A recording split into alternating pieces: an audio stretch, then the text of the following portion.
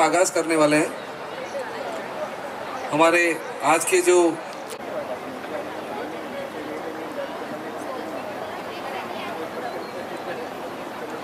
आप सभी से निवेदन है, आप मंच की तरफ पधारें। दीप प्रज्वलन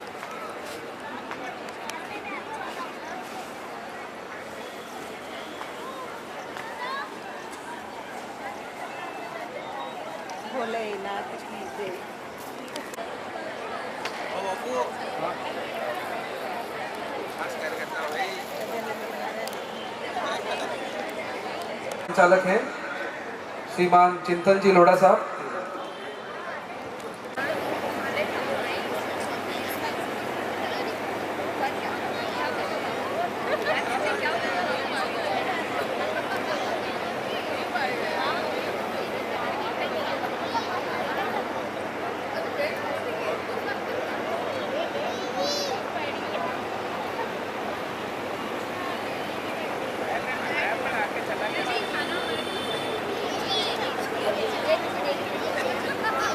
आपका हार्दिक स्वागत, अभिनंदन।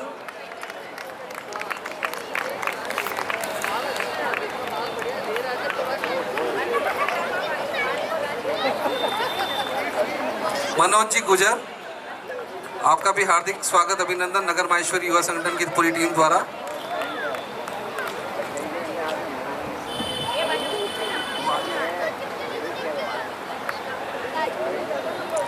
मैं श्रीमान गजेंद्र जी मुंद्रा से निवेदन करूंगा, आप स्टेज पे पधारें और हमारे कवि श्रीमान आशकरण जी अटल का स्वागत करें।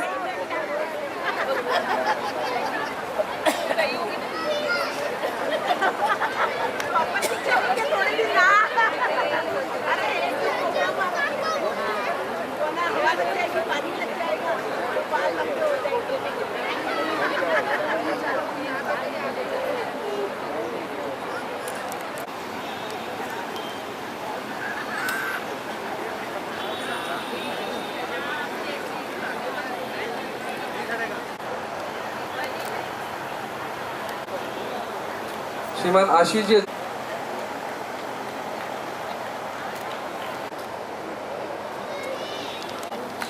और आज के हमारे जो मंच संचालक हैं श्रीमान चिंतन जी। सॉरी भाई साहब, आवाज आ रही है? ये आवाज कैसे आई? कूलर कहाँ चल रहा है? बस आप सभी अगर मौन हो जाएंगे तो मेरी आवाज अपने आप तक पहुंच जाएगी। इसका इको बंद करो यार। आप सब मौन हो जाएंगे तो अपने आप आवाज आप तक पहुंच जाएगी। माताएं, बहनें, बेटियां, मेरा आपसे विशेष अनुरोध है, भाभी जी आपसे विशेष अनुरोध है कि आप मौन बैठे रहें, क्योंकि जब तक आप मौन बैठे रहेंगे हमारी श्वास चलती रहेगी और ये मंच हमारी श्वास है, हमारी ज़िंदगी है। जब तक आपका मौन धारण रहेगा हम बहुत अच्छी बात आप तक पहुंचा पाएंगे। जब कोई बात हमारे मुख से निकलती है वो आपके दिल तक पहुंचती है। जब आपसे आज के आपकी बात सराही जाती है तब हमारे दिल से वापस दूसरी बात निकलती है। तो ज़्यादा अच्छा है कि आप हमें सराहते रहें। हम इस कार्यक्रम का आगाज करना चाहते हैं। गजेंद्र जी भाई साहब कहाँ पर बैठे हैं? अध्यक्ष महोदय, मैं आपको विशेष रूप से प्रणाम कर लेता हूँ। इन्होंने जितनी मेहनत हमारे पेमेंट को काटने में करी है उसके लिए मैं आपका आभारी हूँ। अगर इसकी आधी मेहनत आप अगर कलेक्शन करने में कर लेते तो शायद मेरे चेहरे पर ज़्यादा मुस्कुराहट आ पाती, क्योंकि साहब आप महेश्वरी समाज के लोग हैं और महेश्वरी और मैं जैन हूँ, और महेश्वरी और जैन समाज जहाँ पर पैसा बचाना जानता है उससे ज़्यादा धर्म और संस्था वाले कोई भी पैसा नहीं बचा सकते। और अगर साहब तालियां तो मुझे आपसे अगली बात पर चाहिए कि अगर यही दोनों कौम अगर खर्च करने पर आ जाए तो शायद अपनी कौम से ज़्यादा कोई खर्च करने की ताकत भी किसी के पास नहीं। लेकिन पैसा बचाना कोई महेश्वरियों से सीखे। ये दीपक जी जब भी आते हैं तब से मेरे से सिर्फ पैसा ही मांगते हैं। आज तक प्रदीप जी ने, दीपक जी ने मुझे पैसा नहीं दिया। ये शेयर मार्केट का काम करते हैं। मैंने एक बार इनसे पूछ लिया, मैंने कहा भाई साहब मैं कितने पैसे शेयर मार्केट में लगाऊं कि 2 करोड़ हो जाए। इन्होंने कहा कि तो 3 करोड़ लगा दे। तो ये हमेशा इस तरीके के मेरे को ज्ञान फैलते रहते हैं। मैं आपकी भी बहुत बहुत अनुमोदना करता हूँ। माननीय रमेश जी यहाँ पर बैठे हैं ज्वेल लेक से, और इन्होंने इस पूरे साहित्यिक आयोजन का प्रायोजक बने हैं। ये जानी भाई ने मेरे से कहा कि यार ये आयोजन कौन कर रहा है, आयोजक कौन है। मैंने कहा ज्वेल लेक वाले हैं, ज्वेलर्स वाले हैं। तो बोला फिर पेमेंट की कोई चिंता नहीं है, मैं पेमेंट ले लूँगा। मैंने कहा कैसे? बोले मैं 1 साल पहले वेंडर सीमेंट के कार्यक्रम में गया था, वहाँ से 11 सीमेंट के कट्टे लाया। उसके बाद मैं कलकत्ता के कार्यक्रम में गया, रेमंड शोरूम का कार्यक्रम था, वहाँ से मैं लेंथ सूट का लेंथ लेकर आ गया।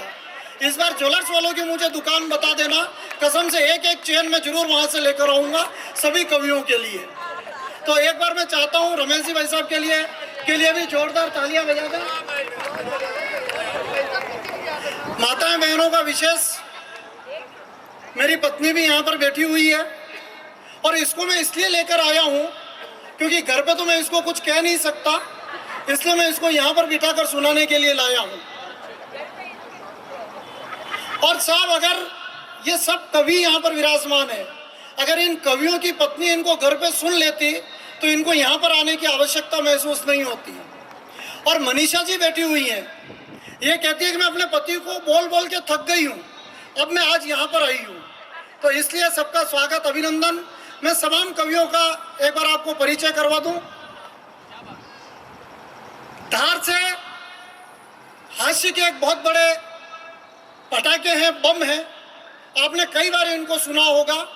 शायद इनको भी ये पता नहीं होता है कि अगली बात क्या बोलने वाले हैं, और अचानक शब्द जब इनके मुख से निकलता है तो निश्चित रूप से आपके चेहरे पर मुस्कुराहट लाता है। हास्य का बहुत बड़ा शहंशाह धार से हमारे बीच में आते हैं कवि जानी बैरागी। एक बार जोरदार तालियां बजाकर आप इनका स्वागत, अभिनंदन करें। और इनका विशेष अभिनंदन इसलिए भी करें कि ये मेरे ससुराल से भी आते हैं। और मैं जब लड़की देखने गया तो मैंने इनसे पूछा था, मैंने कहा भाई साहब आपके इधर की लड़की लेकर आ रहा हूँ, ले आऊँ क्या? बोले लेकर आ जा, जिंदगी भर मुस्कुराता रहेगा। तो मुस्कुरा तो नहीं रहा हूँ लेकिन फिर भी जी रहा हूँ।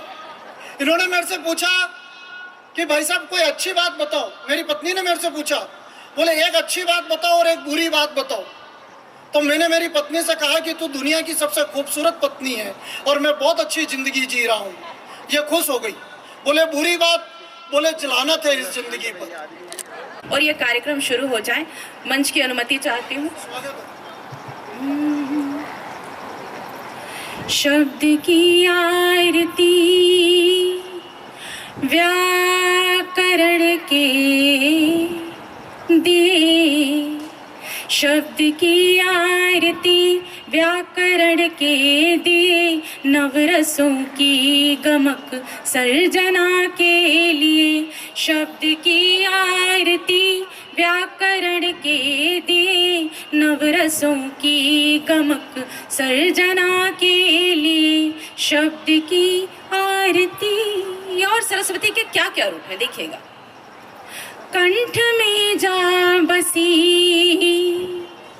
तो स्वरा हो गई, कंठ में जा बसी तो स्वरा हो गई, लेखनी में ढली अक्षरा हो गई, लेखनी में ढली अक्षरा हो गई, लेखनी में ढली अक्षरा हो गई। बुद्धि को छू लिया तो त्वरा हो गई, बुद्धि को छू लिया तो त्वरा हो गई। शस्त्र ने शास्त्र से सीख कर रण किए, शस्त्र ने शास्त्र से सीख कर रण किए, नवरसों की गमक सर्जना के लिए। शब्द की आरती व्याकरण के दी। और यहाँ मेरी बहनें बैठी हुई हैं।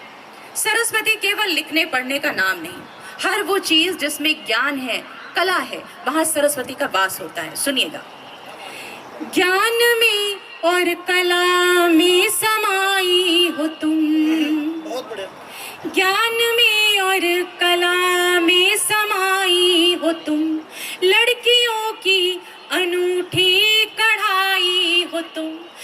लड़कियों की अनूठी कढ़ाई हो तुम, लड़कियों की अनूठी कढ़ाई हो तुम, भोले बच्चों की विद्या पढ़ाई हो तुम, भोले बच्चों की विद्या पढ़ाई हो तुम। तुमने उपकार जग पर है अनगिन किए, तुमने उपकार जग पर है अनगिन किए, नवरसों की गमक सर्जना के लिए, शब्द की आरती व्याकरण के दिए, नवरसों की गमक सर्जना के लिए। बहुत बढ़िया।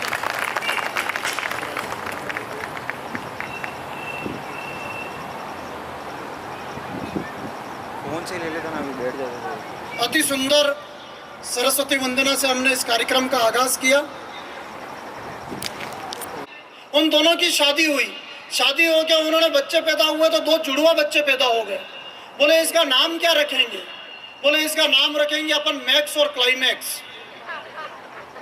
बाद में 2 लड़कियां जुड़वा हो गई। बोले अब इसका नाम क्या रखेंगे? बोले इसका नाम अब इंडियन रखेंगे, तारा और सितारा।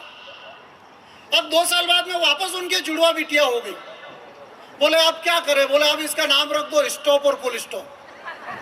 तो नाम के ऐसे अद्भुत चर्चा है। मैं पहले कवि को आपको सौंपना चाहता हूँ, और अद्भुत हास्य का कवि है और इतना चालाक कवि है साहब कि ये हिंदी की किताब में, अंग्रेजी की किताब में हिंदी का लव लेटर लिखकर उर्दू पढ़ने वाली लड़कियों को देते हैं।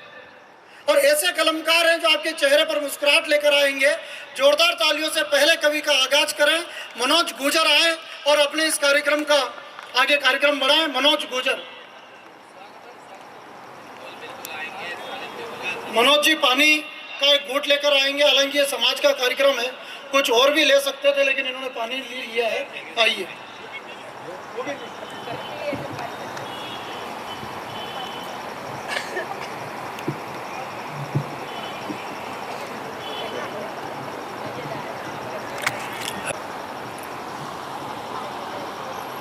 परिचय बस इतना कहूँ, परिचय बस इतना कहूँ और नहीं कछु खास, रामदास हनुमान जी हम दासन के दास।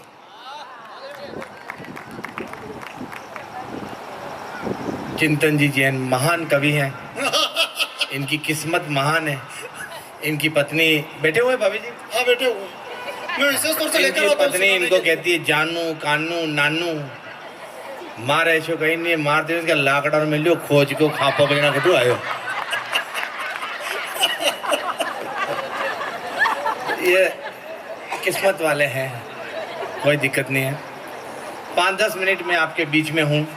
मैं आप सभी बड़े कवियों की भूमिका में हूँ। आप सभी को माँ शारदे को नमन करता हूँ। मनोज जी, कोई भी मालिक खूबसूरत फल को सबसे ऊपर ही रखता है, तो आप खूबसूरत फल के रूप में हमारे बीच में हैं। मुझे प्रभावित नहीं भी होना बातों मन ध्यान है बात कही है अरे कोई फर्क नहीं पड़े। माँ शारदे को नमन करता हूँ, मंच और आप सभी को प्रणाम करता हूँ। इस खूबसूरत नाइट को प्रणाम करता हूँ, हेलोजन लाइट को प्रणाम करता हूँ, दरी जाजम गद्दों कुर्सियों को प्रणाम करता हूँ। इस क्षेत्र में विचरण करने वाले समस्त कॉर्डेटा नॉन कॉर्डेटा समूह के जीव जंतुओं को प्रणाम करता हूँ। 33 कोटि देवी देवताओं को प्रणाम करता हूँ। नर नारी देव दानव डाकण चुड़ैल भूत पलित यक्ष गंधर्व किन्नर राक्षस राक्षसिणियों, राणा जी सगस जी बेरू जी भोमिया जी, पुलिस और पत्नी को साष्टांग दंडवत प्रणाम करता हूँ। पीछे भैया मोबाइल में कुछ कर रहे हैं। I think chatting with somebody. No, I have no problem. किसी से भी चैट करो, किसी को भी सेट करो, मेरे को कोई दिक्कत नहीं। लेकिन एक सलाह दे देता हूँ, सुनहरी जुल्फों वाली डीपी का माथा सपाट भी हो सकता है। सुनहरी जुल्फों वाली डीपी का माथा सपाट भी हो सकता है, और जिसे तुम माधुरी समझ रहे हो वो मांगीलाल जाट भी हो सकता है। बहुत बढ़िया। हो सकता है, टेक्नोलॉजी कुछ भी हो सकता है। हाँ, इसमें क्या? बाय द वे, माधुरी भी हो तो भी रूप बदलती है रूपसियां मंत्र लगा के, बांध लेगी ये तुम्हें कोई जंतर लगा के। डीपी देखकर दीवाने न बनो नादान आशिको, सेल्फियां लेती हैं लड़कियां फिल्टर लगा के। बहुत बढ़िया। ये फिल्टर का जमाना है, फिल्टर के चक्कर में नहीं आना है अपने को। क्योंकि यहाँ पे वैसे अटल साहब भी राजस्थान के मूल है, अभी मुंबई रहते हैं, लेकिन सभी बाहर के हैं। मैं अकेला राजस्थान का, उसमें मेवाड़ का हूँ। तो हम हल्दी घाटी क्षेत्र में रहते हैं, हल्दी घाटी के हैं। मैं चाहता हूँ 4 पंक्तियां शौर्य, वीरता और पराक्रम की आपके बीच में रखता हूँ, क्योंकि हम वीर भूमि में बैठे हुए हैं। तो वीर भूमि में है और वीरता की बात नहीं करें जी, सही बात है नहीं? वीर भूमि में अपन वीरता की बात नहीं करेंगे तो कौन करेगा? हम करेंगे। इसलिए 4 पंक्तियां शौर्य, वीरता और पराक्रम की, क्योंकि हम हल्दी घाटी के पास के हैं। हम आए हल्दी घाटी से, उस वीर प्रसूता माटी से, दरकार कहाँ हथियारों की, सर फोड़ दे सूखी बाटी से। सही बात है, बहुत बाटी फेंकने मातो फोड़ दा पातो। इसलिए 4 पंक्तियां शौर्य, वीरता और पराक्रम की आपके बीच में। ये कूलर चाल दे बंद कर दो तो मजा आएगा। मन बतो लास्ट में ये कभी मोटा आवेगा तो ये सब बंद कराएगा, पर कई बात नहीं, आपने चाल दो। आपके बीच में 4 पंक्तियां शौर्य, वीरता की। कि डरता नहीं किसी के बाप से, डरता नहीं किसी के बाप से, न शर्मिंदा हूं अपने आप से। गुंडे हो या दादा, वजीर हो या प्यादा, आदमी कोई कितना भी खतरनाक हो या अमेरिकी ओबामा बराक हो, जवाब देता हूं पहले हमेशा अकड़ कर, माफी मांग लेता हूं सीधे पांव पकड़ कर। बहुत बढ़िया, बहुत बढ़िया। नहीं, तालियां गलत जगह बजाइए। वीर भूमि के निवासी हो आप। यदि आपकी रगों में, शिराओं में रक्त दौड़ने लग जाए, उबलने लग जाए, तो दोनों हाथ ऊपर उठाकर तालियां बजाना, पहले मत बजाना। ए बेटा, पहले नहीं बजाना। हाँ, पहले नहीं बजाना। माफी मांग लेता हूं सीधे पांव पकड़कर। अपनी हिम्मत, अपने हौसले को कभी तोड़ता नहीं, और जब तक अगला माफ नहीं करे पांव छोड़ता नहीं। बहुत बढ़िया, बहुत बढ़िया। इससे ज्यादा वीरता मैं नहीं दिखा सकता। एक कोशिश की थी आप घर जैन मारी लुगाई ने वीरता बोलियो, मेरे लिए भोजन लेके आ। लुगाई रोटियां लाई, रोटियां पे घी नहीं लगायो। मार दिमाग खराब हो गया, कमाई मुंह लाई मारी रोटियां पे घी नहीं लगायो। वो 15 मिनट तक रसोई में खड़ी रही, कुछ नहीं बोली। 15 मिनट बाद मुझे बोलती है, मैं 15 दिन से कह रही हूँ घर में घी खत्म हो गया, घी लाओ घी लाओ, आप घी लाए क्या? अब उसके हाथ में जो मोबाइल था, उसने उस मोबाइल को फ्लाइट मोड में फेंका। मोबाइल उड़ता हुआ आया। Phone no no no no no no no no no no no no, ही तो मारा माता पे लग गयो। भन न न न न न न, मारा माता पे यो मोटो हीकड़ो वही गयो, घूमड़ो वही गयो। मैं चुपचाप टुकड़ा खाधा, बाने आयो, बाने जानी भाई मिल गया। ये बोले अरे मनोज, यो थारा माता पे कई वही रो? मैं कि यो मारा माता पे हीकड़ो वही रो। ये बोले भाया थोड़ो घी लगे ले तो नहीं। मैं क्यों घी वेता तो यो हीकड़ो वेतो ही। उसके बाद से अपन ने वीरता दिखाना बिल्कुल बंद कर दिया। थोड़ा कंफ्यूज हो रहा हूँ कि क्या बोलना चाहिए क्या नहीं। You know what is the confusion? Confusion को हमारे इधर अंग्रेजी में कहते हैं डापाचूक। डापाचूक में बचपन से ही हूँ। बचपन में मेरी माँ कहती थी मेरा शेर बेटा, मेरे पापा कहते उल्लू का पट्टा, गुरुजी कहते गधा है साला, दोस्त क्या क्या कहते मैं आपको यहाँ नहीं बता सकता। लुगाई आई तो सीधा ही जानवर कहने लग गई। अबे मुंह डापा चुक गई यार, मुंह मना को डांडो। बहुत बढ़िया। मारे के समझ में नहीं आया, मुंह मना को डांडो। मुंह पाछो चिंतन जी पापा गयो, चिंतन जी था बताओ यार मुंह मना को डांडो। तो चिंतन जी के शक्ल तो मन ही खबर नहीं पड़ रही लाला। किसी अच्छे डॉक्टर को दिखाते हैं। मुझे डॉक्टर साहब के पास ले गए, वहां पर लिखा हुआ था हॉस्पिटल पे पशु चिकित्सालय। समझ तो मैं वहीं बाहर ही गया, फिर भी अंदर गया। मैंने कहा डॉक्टर साहब आप बताओ मैं जानवर हूँ या इंसान हूँ? डॉक्टर साहब ने कहा जांच करनी पड़ेगी। सिरिंज में ब्लड निकाला, परखनली में डाला, मुझे परखनली पकड़ा दी, सैंपल पड़े हुए रख दे सैंपलों में। मैंने अब सैंपलों के बीच में अपना सैंपल रख दिया। आधे घंटे बाद बोले सैंपल उठा के ला। अब मैं बचपन से ही कंफ्यूज डापा चूक बचना कशु सैंपल उठाई लायो, डॉक्टर साहब का हाथ में थमायो। डॉक्टर साहब जांच रिपोर्ट बड़ी में आयो आप ऊँटनी हो और 3 महीने से गर्भवती हो। और योग्य तरीको यार। मैं फिर जानी भाई के पास गया, मैं जानी भाई आप बताओ ढंग से यार। ये बोले किसी अच्छे डॉक्टर को, अच्छे पंडित जी को दिखा। मैं पंडित जी के पास गया, मैं पंडित जी आप बताओ मैं जानवर हूँ या इंसान हूँ? पंडित जी ने कहा तेरी कुंडली ला। मैं कुंडली ले गया, कुंडली को चारों तरफ से देखा, यार कुंडली में समझ में नहीं आ रहा है तू जानवर है या इंसान है, पर 9वें ग्रह में राहु और केतु की कुदृष्टि है, इसलिए बहुत जल्दी तेरे माथे पे सींग और पीछे पूंछ उगेगी। तो मैंने कहा पंडित जी की उपाय बताओ। तो पंडित जी ने कहा अपने हाथों से काले कुत्ते को रोटी खिलाना। इतने में दूर से एक काला कुत्ता दौड़ता हुआ आ रहा था, उसके मुंह में ऑलरेडी रोटी। वो आयो, जंप लगाई, रोटी मारा मुंडा में ठूस दी गाप। तो मैं क्यों कहो पंडित जी यो कही है? तो पंडित जी बोला लाला यूं लाग रही है, यानी घनकड़ा ने भी कहीं पंडित यो ही उपाय बतायो है। अब आप समझ गए हो मैं कौन सा वाला हूं, तो एक बार ढंग से दोनों हाथ ऊपर उठाकर तालियां बजाकर दिखा दो।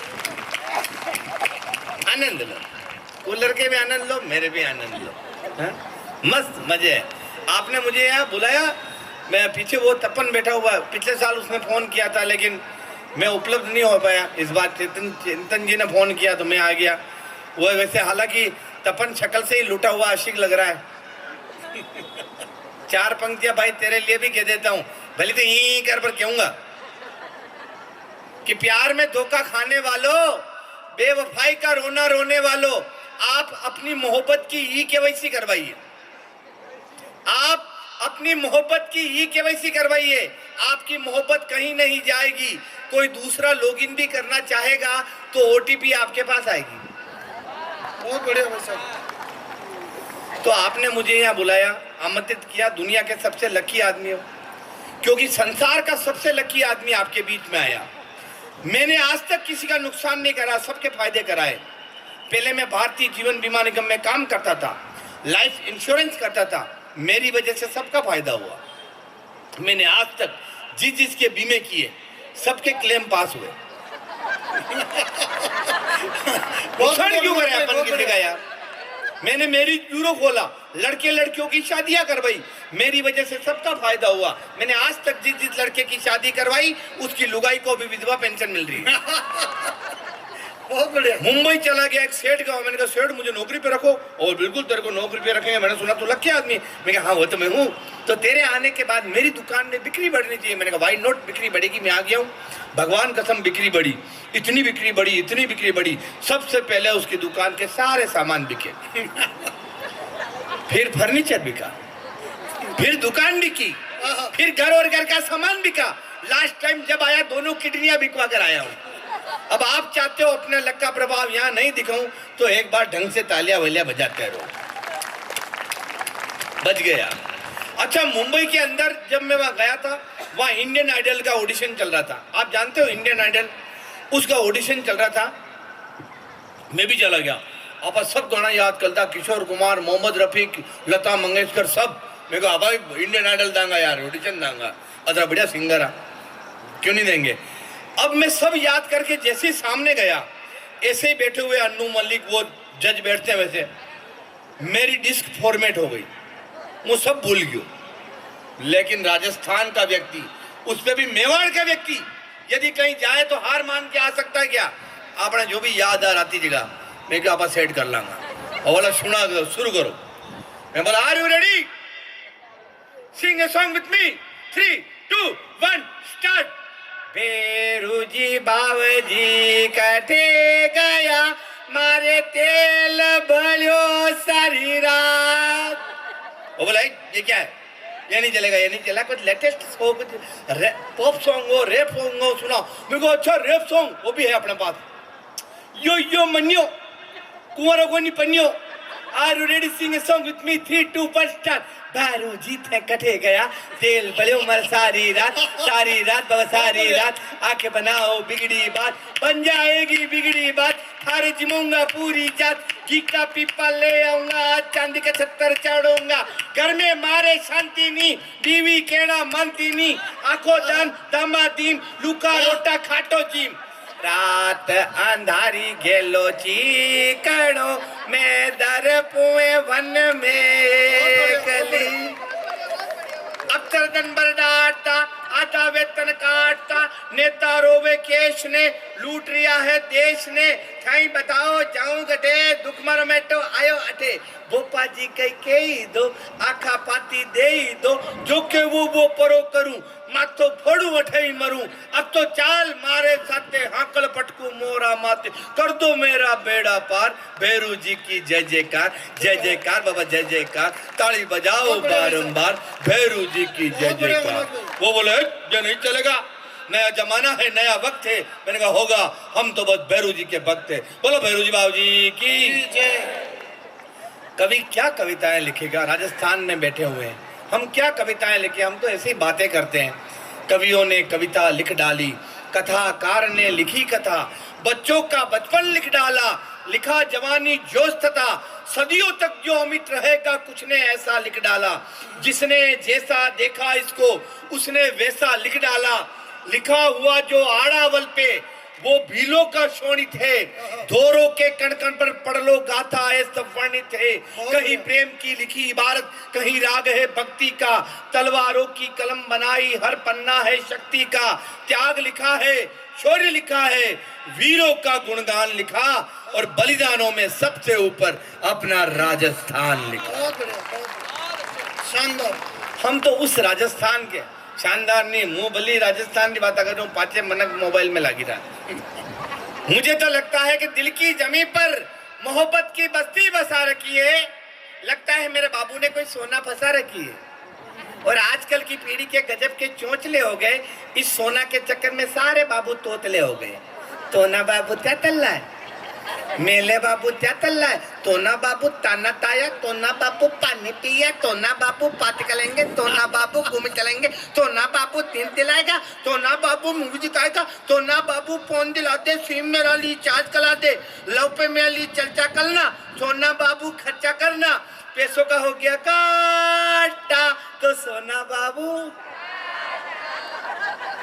अच्छा, एक बाबू ने सोना से कहा कि मैं तेरे लिए ताजमहल बनवा दूं, तो सोना बोले रेवा दे, थारा खुदरो मकान तो प्रधानमंत्री आवास में बनियो।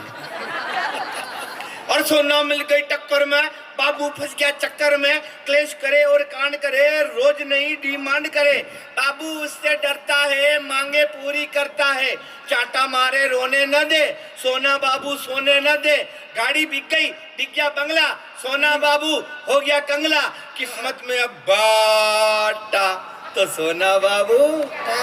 बोलो सोना मैया की, बोलो बाबू भैया की। अच्छा, आपने शोले फिल्म देखी है? शोले फिल्म नए जमाने की शोले कैसी हो, डायलॉग सुनना, गब्बर कितने आदमी थे, कितने आदमी थे, सरदार माँ कहीं जाना, माँ तो कल लुगाया ने देख रहा है, अरे ओ सांबा उठा बंदूक और लगा निशाना इसकी खोपड़ी में, सरदार बंदूक नहीं चल रही है, आपने इसको आधार कार्ड से लिंक कराया या नहीं कराया? कितना इनाम रखे हैं सरकार हमारे ऊपर, सरदार पूरे 36,000, झूठ, हमारे ऊपर 36,000 इनाम का, हमारे ऊपर तो पूरा 50,000 इनाम है। अरे नहीं सरदार, 28% GST कटेगी तो 36 ही आएंगे। और अंतिम डायलॉग आपके समझ में आ जाएगा कि 50 कोस तक जब भी बच्चा रोता है तो माँ कहती है बेटा सो जा वरना गब्बर आ जाएगा, तो बेटा कहता माँ रहने दे, बेवकूफ मत बना, तेने मुझे पहले यूं ही कह के बेवकूफ बना के 3 बार सुला दिया, गब्बर तो आया ही नहीं, मेरी प्रॉपर्टी में 3 हिस्सेदार और आ गए। बहुत बढ़िया। आपने इतना अच्छा कार्यक्रम सजाया है और हम इतने बड़े बड़े कवियों को सुनेंगे। आप लोग हैं कौन, ये कवि कौन है, हम लोग कौन है? आपके लिए कुछ पंक्तियां कि सब जीव जगत से नाता है, सब जीव जगत से नाता है, वसुधा के भाग्य विधाता है, बलदानी पथ पर चलते हैं, तप तप के तप में जलते हैं, संताप सभी सह लेते हैं, जो मिले अभाव रह लेते हैं, जीवन में स्वाभिमान रहा, रामायण जिनका गान रहा, सम्मान करें हम संतों का, गुणगान करें श्रीमंतों का, सीने में आग समेटे हैं, केसरिया वस्त्र लपेटे हैं, कहो गर्व से सनातनी हम श्री राम के बेटे हैं। बहुत बढ़िया सर। आधार उन्हीं से है अपना, संसार उन्हीं से है अपना। सब माया वो ही रचते हैं, सांसों में वो ही बसते हैं, रमते हैं वो ही कण कण में, रटते हैं जिनको हर क्षण में। कष्टों के तारणहार वही, भक्तों के पालनहार वही, गट गट के अंतर्यामी है वो, तीन लोक के स्वामी है। जो क्षीर सिंधु के पेटे हैं वो शेषनाग पर लेटे हैं। कहो गर्व से सनातनी हम श्री राम के बेटे हैं। बहुत बढ़िया, बहुत बढ़िया। और हमारे वो आराध्य कौन है जिनके लिए हम आराधना करते, जिनकी आराधना करते हैं? सब देवों में अवतारों में, धरती में चांद सितारों में, सब देवों में अवतारों में, धरती में चांद सितारों में, शाखा में पत्तों मूलों में, खुशबू है वो ही फूलों में, पंछी में कीट पतंगों में, सृष्टि के सारे रंगों में, शबरी के झूठे बेरों में, वो जन्म मरण के फेरों में। आरंभ वही है, अंत वही है, पवन पुत्र हनुमंत वही, कर थाम सहारा देते हैं, जीवन की नैया खेते हैं। कहो गर्व से सनातनी हम श्री राम के बेटे हैं, हम श्री राम के बेटे हैं। बोलो सियापति रामचंद्र भगवान की। प्रदीप जी सुनना, बोले वो 55% टैरिफ लगा रहे। मैंने कहा उनसे कहो कि उदयपुर आए और हमारे लोगों को देखे। हमने कोरोना काल में 20 रुपए की गोल्ड फ्लैग के 120 रुपए देकर सिगरेट पी है। तो हम तो उस जमाने के लोग। अच्छा, पी तो हमने कुछ और थी, पर यहाँ पर समाज में कहा नहीं जा सकता है। तो एक बार जोरदार ताली आप खुद के लिए भी बजाएं। अच्छा, मैंने कहा कि इस देश में आर्थिक नुकसान कभी नहीं होगा। जब तक महेश्वरी है, जब तक जैन है, तब तक इस देश में आर्थिक नुकसान कभी नहीं होगा। क्यों तालियां उठनी चाहिए? मैं जो बात कहना चाहता हूँ, क्योंकि जब हमारे पास में फ्लाइट से चलने का पैसा होता है तो हम कार से चलते हैं, जब कार से चलने का पैसा होता है तो हम बस से चलते हैं, जब बस से चलने का पैसा होता है तो हम टेम्पो से चलते हैं, जब टेम्पो से चलने का पैसा होता है तो हम पैदल चलते हैं, लेकिन चलते जरूर है और देश की आर्थिक व्यवस्था में अपना योगदान देते हैं। एक बार जोरदार तालियां अपने खुद के सम्मान में बजाएं। आइए, मैं मनीषा जी को निमंत्रण देना चाहता हूँ। और ये जितनी खूबसूरत दिखती हैं उससे कई ज़्यादा खूबसूरत ये साड़ी पहनती हैं। कभी कभी इनको देखकर मेरी भी इच्छा होती है कि मैं साड़ी पहनूं, लेकिन तकनीकी कारणों से मैं साड़ी नहीं पहन पाता हूं। तो आप जोरदार जब ये हाथ से करती हैं तो आपके चेहरे पर मुस्कुराहट लाती है, जब ये श्रृंगार पड़ती है तो आपके दिलों पर मुस्कुराहट, दिलों पर धड़कनें बढ़ाती है। मैं जोरदार तालियों से आप स्वागत कीजिए, अभिनंदन कीजिए। मनीषा जी आए और अपना काव्य पाठ करें।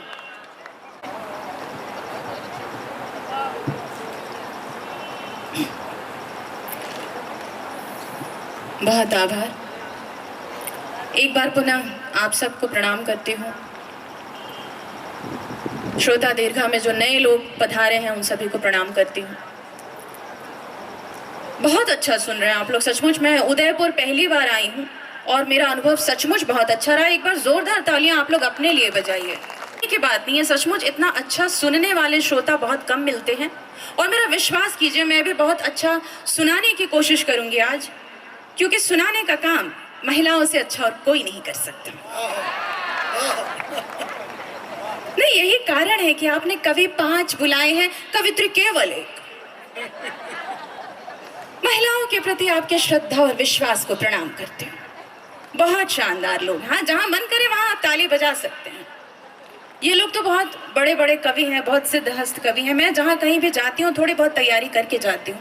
तो मैं यहाँ आ रही थी तो मैंने आदरणीय अटल जी से पूछा कि आप तो राजस्थान के हैं, आप उदयपुर बहुत बार गए हैं, कैसे लोग होंगे श्रोताओं में? कहने लगे कुछ नहीं, यहाँ पे तो ज़्यादातर व्यापारी लोग हैं।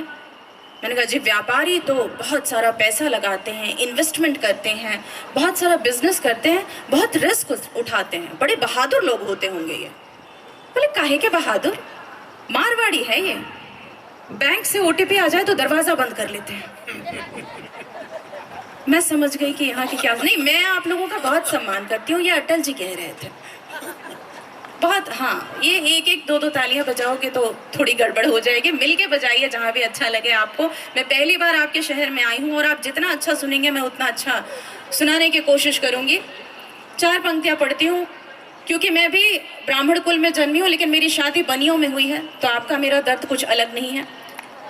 4 पंक्तियाँ पहुँचाती हूँ, सुनिएगा कि बहू बनियों की हूँ, बहू बनियों की हूँ, गल्ला सराफा जानती हूँ मैं, मोहब्बत में भी सब घाटा मुनाफा जानती हूँ मैं। मुझे कविता भी आती है, ठहाके भी समझती हूँ। मुझे कविता भी आती है, ठहाके भी समझती हूँ, मगर सबसे ज़रूरी है लिफाफा जानती हूँ मैं। मगर सबसे ज़रूरी है, सच बता रही हूँ, मैं शादी करके आई, मेरे घर में चाहे सब कुछ खत्म हो जाए, लिफाफे कभी खत्म नहीं होते। ये बनियों के घर में परमानेंट मिलता है। हाँ, थोड़ी सी ये चहल पहल, जी स्वागत है। थोड़ी सी ये चहल पहल अगर रुक जाएगी तो हमारे लिए पढ़ना आसान हो जाएगा। बहुत अच्छा सुन रहे हैं आप लोग। वो बशीर बद्र साहब का एक शेर है कि कुछ तो मजबूरियां रही होंगी, यूं कोई बेवफा नहीं होता। तब ये 4 पंक्तियां पढ़ती हूँ, सुनिएगा। प्यार मोहब्बत की कवित्री हूँ, आप तक पहुंचाती हूँ, सुने। सपनों की तस्वीर बनानी पड़ती है, सपनों की तस्वीर बनानी पड़ती है, इश्क मोहब्बत पीर बनानी पड़ती है। मिल न सकेंगे दोनों फिर भी कुदरत को, मिल न सकेंगे दोनों फिर भी कुदरत को, हर रांझे की हीर बनानी पड़ती है, हर रांझे की। मुझे बताते रहिएगा कि आप लोग हंसी ठहाकों के साथ संवेदनाएं भी सहेजना जानते हैं। मैं कोशिश करती हूँ आप तक पहुँचने की। अच्छा, मैं जैसा बता रही थी कि मैं ब्राह्मण कुल में जन्मी हूँ और जैनियों में मेरी शादी हुई है। यहाँ पर आई, मुझे बड़ा अच्छा लगा सचमुच। भगवान की तस्वीर लगी हुई थी, सरस्वती वंदना से कार्यक्रम शुरू हुआ, मुझे बहुत अच्छा लगता है। मैं वैसे भी बहुत धार्मिक प्रवृत्ति की हूँ, बचपन से ही मेरा पूजा पाठ में बड़ा मन लगता था। 24-25 बरस की हुई तो रोज़ पूजा पाठ करती थी और ईश्वर से एक ही प्रार्थना करती थी कि हे भगवान, मेरे माता पिता की सारी मुसीबतें दूर कर दो। कुछ दिनों बाद मेरी शादी हो गई। बहुत बढ़िया।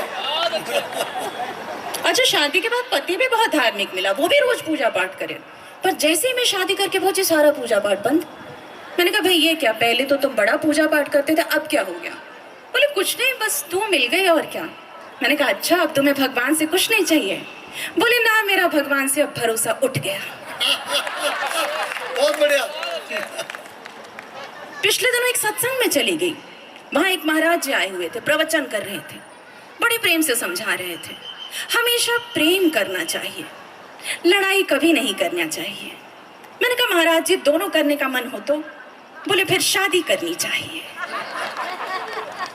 शादी मेरी 2.5-3 साल पहले हो चुकी है, लड़ाई मैं रोज करती हूँ। बहुत बढ़िया। अच्छा, मुझसे अक्सर लोग पूछते हैं कि ये आप लोग जो हास्य और व्यंग की बातें करते हैं, ये कहाँ से आती है? ये कुछ अलग से नहीं है, ये हमारी बातचीत का हिस्सा होता है जो हम आप लोगों तक पहुँचाते हैं।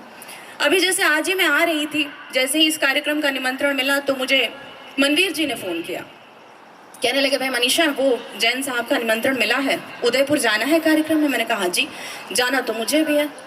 बोले मनीषा, वैसे बुरा मत मानना, तुम्हारी भी शादी जैनियों में हुई है, लेकिन मेरी जैनियों से आजकल बनती नहीं है। मैंने कहा भाई साहब, इसमें बुरा मानने वाली क्या बात है? शादी के बाद तो मेरी नहीं बन रही, इन बातों का क्या बुरा मानना? फिर बोले अच्छा ये बताओ, तुम ब्राह्मण हो, तुम्हारे पतिदेव जैनी हैं, तुम्हारी लव मैरिज है? मैंने कहा भाई साहब, हमारी वो वाली मैरिज है जिसमें अच्छा पति पाने के लिए जिस देवता की पूजा करो वही अपना पोर्टफोलियो चेंज कर लेता है। बहुत बढ़िया। ये समझ गए कि इसके तो अपने ही दुख खत्म नहीं हो रहे। बोले अच्छा छोड़ो ये सब, छोड़ो, कार्यक्रम की बात करते हैं। देखो, इन्होंने कवि 5 बुलाए हैं, कवित्री केवल 1। कहीं मामला खराब ना हो जाए, कहीं काम बिगड़ ना जाए। मैंने कहा भाई साहब, बिगाड़ने के लिए तो मैं अकेली बहुत हूँ, आप सबको तो डैमेज कंट्रोल के लिए बुलाया गया है। तो मुझे जिस काम के लिए आप लोगों ने बुलाया है मैं वो शुरू करना चाहती हूँ। एक बार तालियां बजा दें आप लोग। बहुत आभार, बहुत अच्छा सुन रहे हैं आप लोग, सचमुच। मैं थोड़ी थोड़ी देर में ये कहती रहूंगी कि आप बहुत अच्छा सुन रहे हैं, आप मेरा विश्वास करते रहिएगा। आज जैसे ही मैं यहाँ पहुंची तो मुझसे ये जैन साहब, चिंतन जैन साहब, जो कह रहे थे कि पत्नी को कुछ नहीं बोल पाता इसलिए यहाँ लेकर आया हूँ। भाई साहब, बोल तो आप यहाँ भी कुछ नहीं पाएंगे। तो मुझसे वो कहने लगी, इनकी धर्मपत्नी जी, कि भाई वाह मनीषा जी, क्या बात है, आज तो आपका फोन तक आपकी साड़ी से मैच कर रहा है। मैंने कहा भाभी जी, हम महिलाएं चप्पल से लेके बिंदी तक सब मैच करा लेती हैं, बस एक पति मैचिंग का नहीं मिलता। बहुत बढ़िया। अच्छा राजी तो वो भी तीन की तरफ देखकर बोली, कह तो सही रही हैं आप। तो हमारे सबके दुख एक जैसे हैं। मैं कोशिश करूंगी आपके हक की बात करने की, क्योंकि मंच पर तो मैं अल्पसंख्यक हूं, लेकिन सचमुच एक शानदार कवि सम्मेलन में महिलाओं की इतनी बड़ी उपस्थिति देखकर बहुत अच्छा लग रहा है मुझे। मैं बहुत आभारी हूँ आप सबके, बहुत आभार। 4 पंक्तियां आप तक और पहुंचाती हूँ, क्योंकि प्यार मोहब्बत की कवित्री हूँ। अक्सर लोगों को कहते सुनती हूँ कि मनीषा जी ये प्रेम जैसा कुछ नहीं होता, बड़ा दुख होता है, क्योंकि प्रेम कोई अलग से अनुभूत करने की चीज़ है नहीं। प्रेम का अर्थ है इंजीनियरिंग की डिग्री पर IIT का स्टैंप होना। प्रेम का अर्थ है किसी स्वादिष्ट मिठाई पर चांदी का वर्क होना। प्रेम का अर्थ है रेशम की साड़ी पर जरी का काम होना, या फिर 2 भोली भाली आंखों में काजल का होना। इतनी सी बात है। कोई भी चीज अगर आपकी जिंदगी को खूबसूरत बनाती है तो वो प्रेम है। तब ये 4 पंक्तियां पढ़ती हूँ, सुनिएगा। प्रीत से जब जगी बावरी हो गई, प्रीत से जब जगी बावरी हो गई, एक कसौटी को छूकर खरी हो गई, एक सूखे हुए बांस का अंश थी, मैं तो सूखे हुए बांस का अंश थी, कृष्ण ने जब छुआ बांसुरी हो गई, कृष्ण ने जब छुआ। हिंदुस्तान राधा मीरा सीता सती सावित्री का देश है और इतिहास गवाह है। इस देश में महिलाएं अगर अपनी पर आ जाएं तो यमराज से भी अपने पति के प्राण वापस ले आती हैं, ताकि जीवन भर आराम से उसके प्राण पी सके। ये हमारा अधिकार क्षेत्र है, इसमें किसी देवता की उपस्थिति भी हमें स्वीकार नहीं। अपना काम हम जानते हैं, कैसे करते हैं वो आप तक पहुंचाती हूँ, सुनिएगा। हमी राहें बनाते हैं, हमी दुश्वार करते हैं, हमी राहें बनाते हैं, हमी दुश्वार करते हैं, सजा भी जानते हैं पर खता हर बार करते हैं, किसी से प्यार करते हैं तो उस पर जान देते हैं, किसी से प्यार करते हैं तो उस पर जान देते हैं, किसी की जान लेनी हो तो उसको प्यार करते हैं। बहुत बढ़िया, बहुत बढ़िया, शानदार। किसी की महिलाएं बहुत शांति प्रिय स्वभाव की होती है। हमारा सारा काम प्यार मोहब्बत से हो जाता है। आपने सुना होगा बम विस्फोट में इतने लोग मर गए, आतंकवादियों ने यहाँ बम फोड़ दिया। मैं कहती हूँ इन सब आतंकवादियों का ब्याह करा दो। जिस आदमी को अपने जीवन के कलेशों से फुर्सत नहीं मिलेगी वो किसी और का क्या बिगाड़ लेगा। बम फोड़ने से ज्यादा जरूरी काम जब आपके लिए आधा किलो भिंडी खरीद कर लाना हो, क्या बिगाड़ेंगे आप देश का। बिल्कुल एकदम सहज सरल तरीका बता रही हूँ। अच्छा यहाँ तो आपने बहुत शानदार टीम बुलाई है, वरना मैं जहाँ कहीं भी जाती हूँ देखती हूँ पहला कवि जो खड़ा होता है उसे एक ही काम सौंपा जाता है, तुम्हें जाना है और महिलाओं की निंदा करनी है, उनकी बुराई करनी है। महिलाएं ऐसी होती हैं, वैसी होती हैं, बहुत खराब होती हैं। अच्छा मैं सुनती रहती हूँ, कर भी क्या सकती हूँ, लेकिन भाभी जी मुझे सबसे ज्यादा दुख तब होता है जब आप जैसे लोग ताली बजाते हैं। अपनी बेइज्जती पर इतना खुश कैसे हुआ जाता है, इतना बड़ा कलेजा कहाँ से लाती हैं। नहीं भाभी जी उन लोगों में से हैं जिन्हें लगता है कि इनका पति आईफोन पर भी सीरी की जगह सुरेश से बातें करता है। बहुत भोली होती हैं भारतीय महिलाएं। अच्छा इन सब बातों में हमारा कोई दोष है नहीं, सब बातें सवाल जवाब सब आप पुरुषों के बेकार होते हैं, दोष आप हमें देते हैं। अब आज ही मैं तैयार हो रही थी, मेरे पतिदेव कहने लगे जल्दी करो, कितना टाइम लगाती हो तुम, हम लेट हो जाएंगे। मुझे समझ नहीं आता इस तरह की बातों का क्या मतलब है। भाई एक बार मैंने आपको कह दिया मैं 5 मिनट में तैयार होकर आ रही हूँ, फिर हर आधे घंटे में पूछने का क्या मतलब है। हमारे 5 मिनट होने तो दो, हमारी घड़ी अलग है। अच्छा एक तुर्रा और आता है इन लोगों की तरफ से, हम तो 2 मिनट में तैयार हो जाते हैं, तुम्हें देखता कौन है। हम तो 2 मिनट में तैयार हो जाते हैं, तुम्हें पता नहीं क्यों इतना समय लगता है। अब कौन समझाए इनको, खिचड़ी 2 मिनट में बनकर तैयार हो जाती है, शाही पनीर बनने में समय लगता है। हाँ, यहाँ पूरा बफेट है, आप लोग ताली बजा सकते हैं। ऐसे ही सवाल करते हैं। अभी पिछले दिनों मुझसे कहने लगे, ये बताओ ये वशीकरण क्या होता है? मैंने कहा भाई किसी पर काबू करके उससे अपनी बातें मनवाना। बोले चल पागल, उसको तो शादी बोलते हैं। अच्छा, आप ये सब महिलाएं मुझसे सहमत होंगी, सवाल ही ऐसे नहीं करते, जवाब भी ऐसे ही देते हैं। एक दिन मेरा मूड अच्छा था, मैं गई खुशी से झूमते हुए, मैंने कहा ये बताओ तुम्हें सुंदर लड़कियां पसंद है या समझदार? बोले ना सुंदर ना समझदार, मुझे तो तू पसंद है। भाई साहब, मैं उस दिन से लेकर आज तक सोच रही हूँ कमेंट था या कॉम्प्लीमेंट।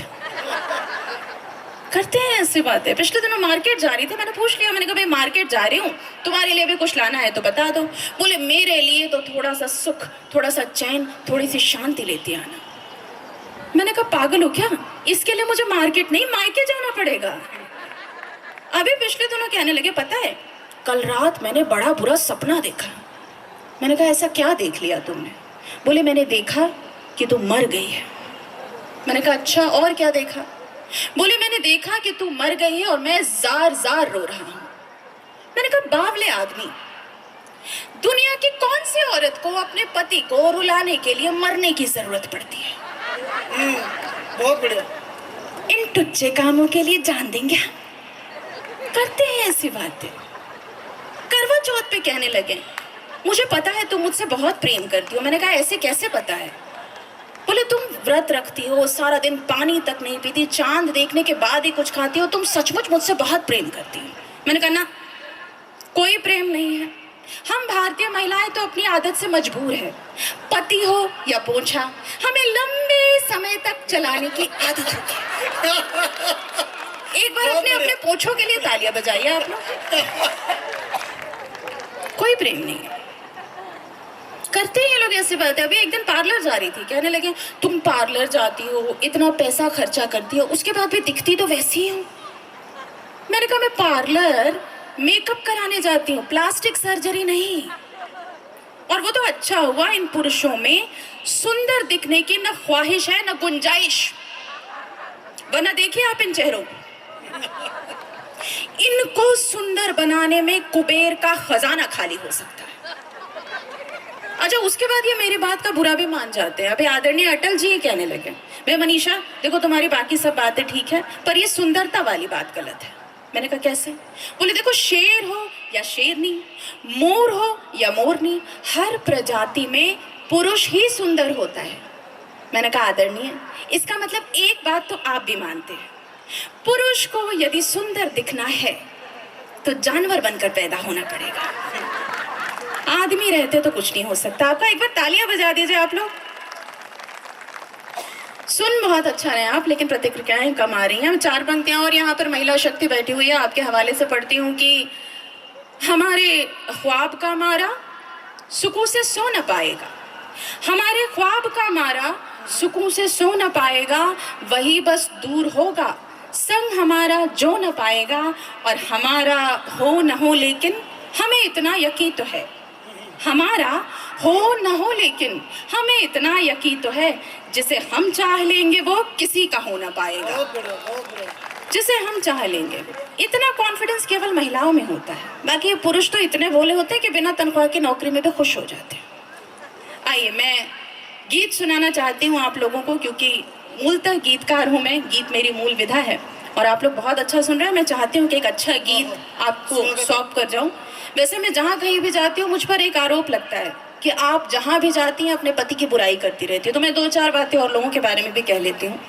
पिछले दिनों मेरी सास मुझसे कहने लगी बेटा तुम ना नीम के पत्ते खाया करो, उससे खून साफ रहता है। मैंने कहा सासू माँ अभी जैसा है वैसा पी लीजिए, खून भी साफ चाहिए, ये जैनियों में शादी करने का नुकसान है। अच्छा मेरे ससुर जी बहुत बढ़िया आदमी है, वो कभी कुछ नहीं कहते, कार्यक्रम से घर पहुंचो एक ही सवाल करेंगे बेटा वो सास वाला चुटकुला सुनाया, वो इससे मैं खुश है। अभी मेरी ननद मुझसे कहने लगी भाभी मेरा ना जन्मदिन आ रहा है, आप मुझे एक सोने का हार दिलवा दो, मैं 7 जन्म तक आप ही की ननद बनूंगी। मैंने कहा दीदी हार तो आप हीरो का ले लो, लेकिन बात इसी जन्म में खत्म करो। होती ही ऐसी बातें। और 4 पंक्तियां आप लोगों के हवाले से पढ़ती हूँ कि स्वागत है। बहुत मुमकिन है मुश्किल में किसी दिन टूट जाऊंगी। सुनिएगा, बहुत मुमकिन है मुश्किल में किसी दिन टूट जाऊंगी, मगर मिट्टी हूँ औरत की। बनूंगी या बनाऊंगी ये खिड़की और दरवाजे, ये छत दीवार और आंगन। ये खिड़की और दरवाजे, ये छत दीवार और आंगन, इन्हीं को जोड़कर इनसे तुम्हारा घर बसाऊंगी। इन्हीं को जोड़कर इनसे। तो एक स्त्री जो आपके घर में आती है, उसके हवाले से एक गीत आप लोगों तक पहुंचाना चाहती हूँ। जितने अच्छे से आप लोगों ने हंसी मजाक को सुना है, आप गीत भी सुन लेंगे तो मेरा आना सफल हो जाएगा। मैं शुरू करती हूँ, मंच का भी ध्यान चाहिए। स्वागत है।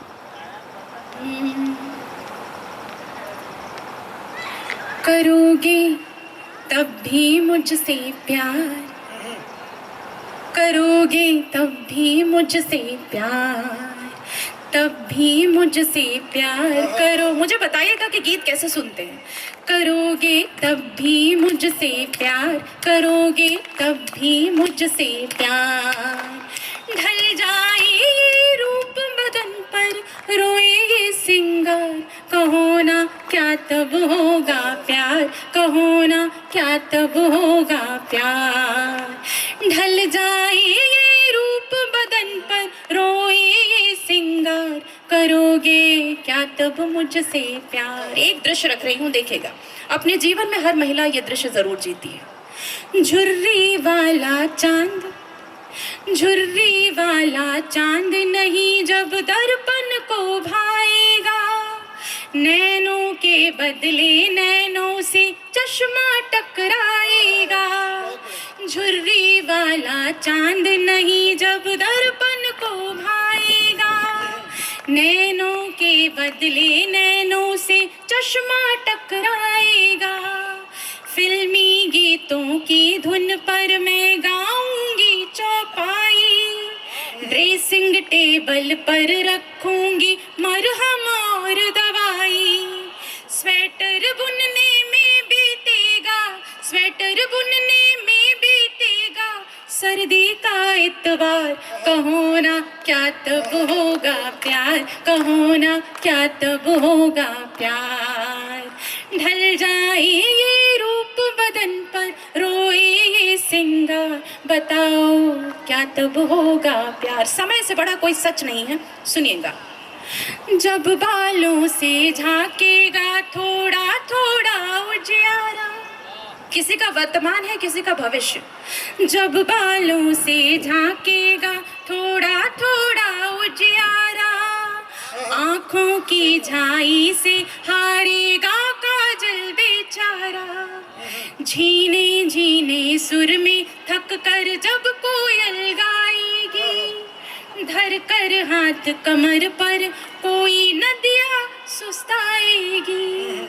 एल्बम बन कर रह जाएगा, एल्बम बन कर रह जाएगा यादों का संसार, कहो ना क्या तब होगा प्यार, कहो ना क्या तब होगा प्यार, ढल जाए ये रूप बदन पर, रोए ये सिंगार, करोगे क्या तब। आखिरी बंद पढ़ रही हूँ। मेरी आयु इतनी नहीं है कि मैं आपके अनुभवों को चुनौती दे सकूं, लेकिन मुझे लगता है समय के साथ अगर कम हो जाए कुछ भी हो सकता है, प्रेम नहीं हो सकता। तभी आखिरी बंद पढ़ती हूँ, सुनिएगा।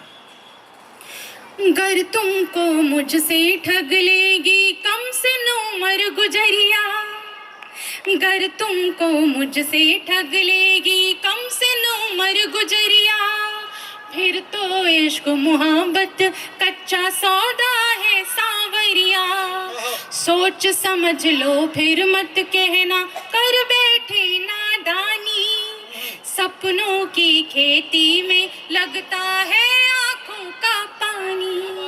सोच समझ लो फिर मत कहना कर बैठे नादानी, सपनों की खेती में लगता है आंखों का पानी।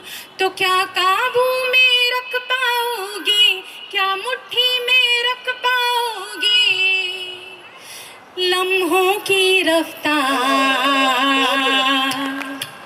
गर काबू में रख पाओगे लम्हों की रफ्तार, सुनो ना तब ही करना प्यार, सुनो ना तब ही करना प्यार।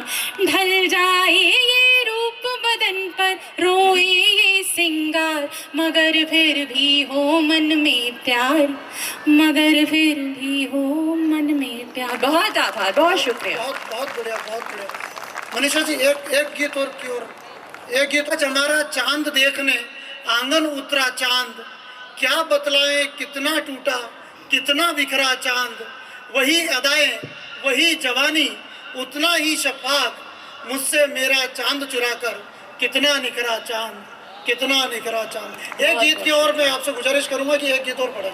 आप लोग यदि सुनना चाहते हैं तो मुझे ताली बजाकर बताइए। हाँ, आप लोग सुन बहुत अच्छा रहे हैं, प्रतिक्रियाएं भी देंगे तो मुझे थोड़ा अच्छा लगेगा। मैं तो वैसे भी पहली बार आई हूँ और मैं गीत हाजिर करती हूँ। आपके राजस्थान में हूँ तो मैं कोशिश करती हूँ कि यहाँ से ही कुछ सुनाऊँ।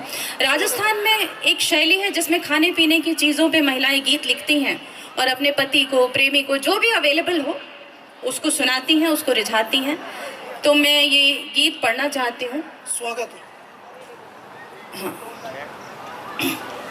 सुनिएगा। सैया जारी, बिल्कुल मस्ती का गीत है, मस्ती से आप सुन लीजिएगा। सैया जारी बनाई मैंने दाल मखनी, शानदार। मैं खाते पीते घर की कवित्री हूँ। सैया जारी बनाई मैंने दाल मखनी, सैया आजा रे ओ सैया आजा रे, सौंधे चूल्हे पे रंधाई, सौंधे चूल्हे पे रंधाई मैंने दाल मखनी, सैया आजा रे ओ सैया आजा रे, सैया आजा रे बनाई मैंने दाल मखनी, सैया आजा रे। और भारतीय महिलाएं सचमुच बड़ी भोली होती हैं। पति की शक्ल चाहे करेले जैसी हो, उन्हें वो हमेशा चांद नजर आता है। तब ये पढ़ती हूँ, पहला बंद देखिएगा। गोरे मुखड़े पर तिल जैसी दाल उड़द की काली, गोरे मुखड़े पर तिल जैसी दाल उड़द की काली, तेरे जैसी ही अक्खड़ और तुझसी ही नखराली, सारी रात भिगाई, हाँ सारी रात भिगाई मेरी दाल मखनी, जलती मुझसे आज कढ़ाई, इस पर संग मेरे इतराई मेरी दाल मखनी, ओ सैया आजा रे ओ सैया आजा रे, सैया आजा रे बना। ये गीत आदरणीय अटल जी को बहुत पसंद है, उन्होंने कई बार इसको आशीर्वाद दिया है। और आज जैसे ही वो आए तो मुझसे कहने लगे, मनीषा इस नए साल में मैंने एक संकल्प लिया है, एक रेजोल्यूशन लिया है। मैंने कहा क्या? बोले मैंने तय किया है कि मैं वजन कम करूंगा। मैंने कहा जी उससे क्या होगा? बोले उससे वजन कम करने से मैं यंग दिखूंगा। मैंने कहा आदरणीय, जैसी आपकी अवस्था है, यंग दिखने के लिए आपको वजन कम करने की नहीं पुनर्जन्म की जरूरत है। तो तब ये गीत का दूसरा बंद पढ़ती हूँ। देखिए रेसिपी चल रही है, आप जरा सा भी मिस करेंगे तो छूट जाएगी। सैया आजा रे बनाई मैंने दाल मखनी, सैया आजा रे, आज बिलोया माखन इतना मथनी मुझसे रूसी, नाराज हो गई। आज बिलोया माखन इतना मथनी मुझसे रूसी, तीखी मिर्ची सिलबट्टे पर बड़े प्यार से पीसी, तीखी मिर्ची सिलबट्टे पर बड़े प्यार से पीसी, फिर तीखी फिर धीमी आंच पकाई, हाँ धीमी आंच पकाई मैंने दाल मखनी, जलती मुझसे आज कढ़ाई, इस पर संग मेरे इतराई मेरी दाल मखनी, सैया आज। आखिरी बंद पढ़ रही हूँ। दाल मखनी बनकर तैयार है, केवल खाने वाले की प्रतीक्षा है। महसूस करके देखेगा वो प्रेम जो भोजन के रूप में हमें हमारे घरों में परोसा जाता है। और यही कारण है कि आप चाहे 5 स्टार होटल में खा लीजिए या 7 स्टार होटल में, पेट केवल अपने घर आकर भरता है। तब ये गीत का आखिरी बंद पढ़ती हूँ, सुनिएगा।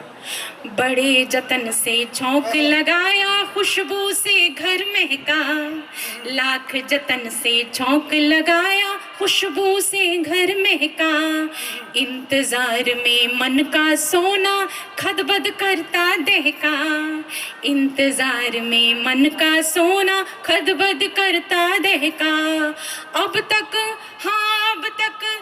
अब तक खुद न खाई मैंने दाल मखनी, अब तक खुद न खाई मैंने दाल मखनी, सीधे घर आजा हर जाई, सीधे घर आजा हर जाई, वरना होगी खूब कुटाई, बन गए दाल मखनी। ओ सैया आजा रे, ओ सैया आजा रे, सैया आजा रे, बनाई मैंने दाल मखनी, सैया आजा रे। बहुत शुक्रिया, बहुत आभार।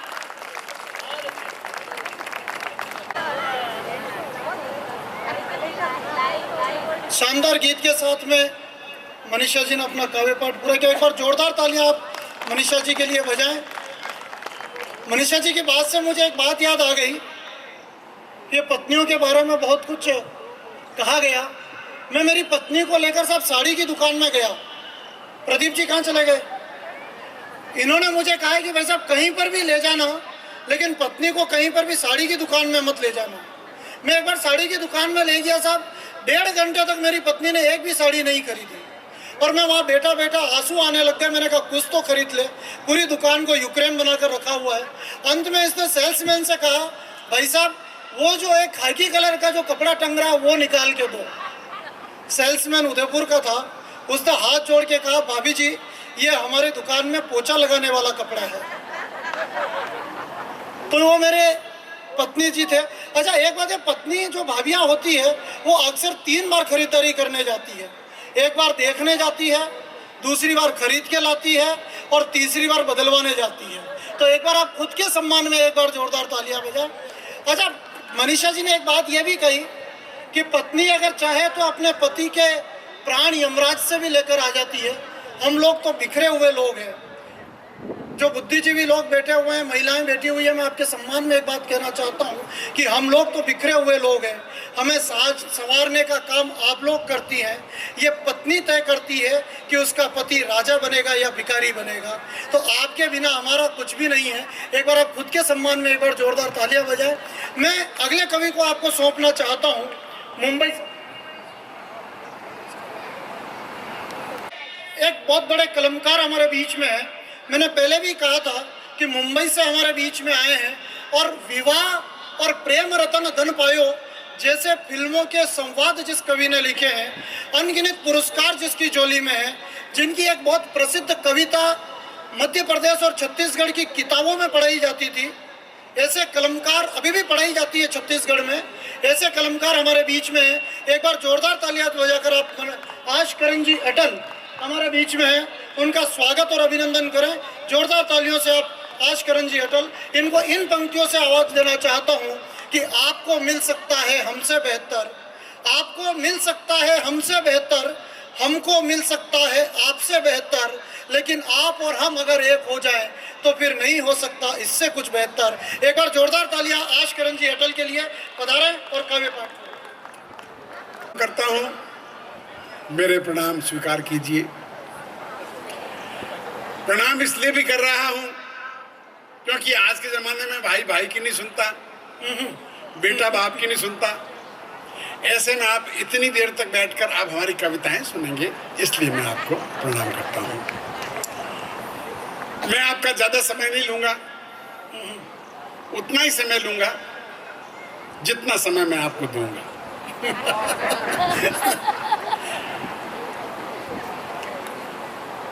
कवि सम्मेलन में आपने देखा हमें 2 तरह के पारिश्रमिक मिलते हैं। एक वो पारिश्रमिक जो एक लिफाफे के रूप में मिलता है, उसमें कुछ रुपए होते हैं। दूसरा पारिश्रमिक आपकी तालियां और आपके ठहाकों के रूप में मिलता है। लिफाफे वाला जो पारिश्रमिक है वो तो एक दिन खर्च हो जाता है, लेकिन आपकी तालियां आपके ठहाके जिंदगी पर हमारे साथ में चलते हैं। बहुत बढ़िया। और वही हमसे नई नई चीजें लिखवाते हैं। और आपने भी देखा होगा कि हमारे जो कवि मित्र हैं सारे के सारे वो एक पंक्ति बोलते हैं और फिर बोलते हैं कि ताली बजाइए, ताली बजाइए। मैं आपको ताली बजाने के लिए कह नहीं पाऊंगा क्योंकि जरा संकोची किस्म का आदमी हूँ। अभी पहले भी बोला कि साहब ताली बजाइए, मैं भी इतना छिछोरा नहीं हुआ हूँ कि आपको ताली बजाने के लिए बार बार कहूँ। आपको जहाँ ठीक लगे वहाँ पे आप ताली बजा देना, बस यही निकल ठीक लगे वहाँ पे। बस जरा संकोची किस्म का आदमी हूँ, इसलिए मेरे परिचय में आपने बताया चिंतन भाई ने, मैं भी अपने परिचय में एक दो बातें बोलता हूँ। जैसे मैं नाम से 1/3 भूतपूर्व प्रधानमंत्री हूँ और हम दोनों में बहुत सी समानता है। उनके नाम में भी अटल जुड़ा हुआ है, मेरे नाम में भी अटल जुड़ा हुआ है।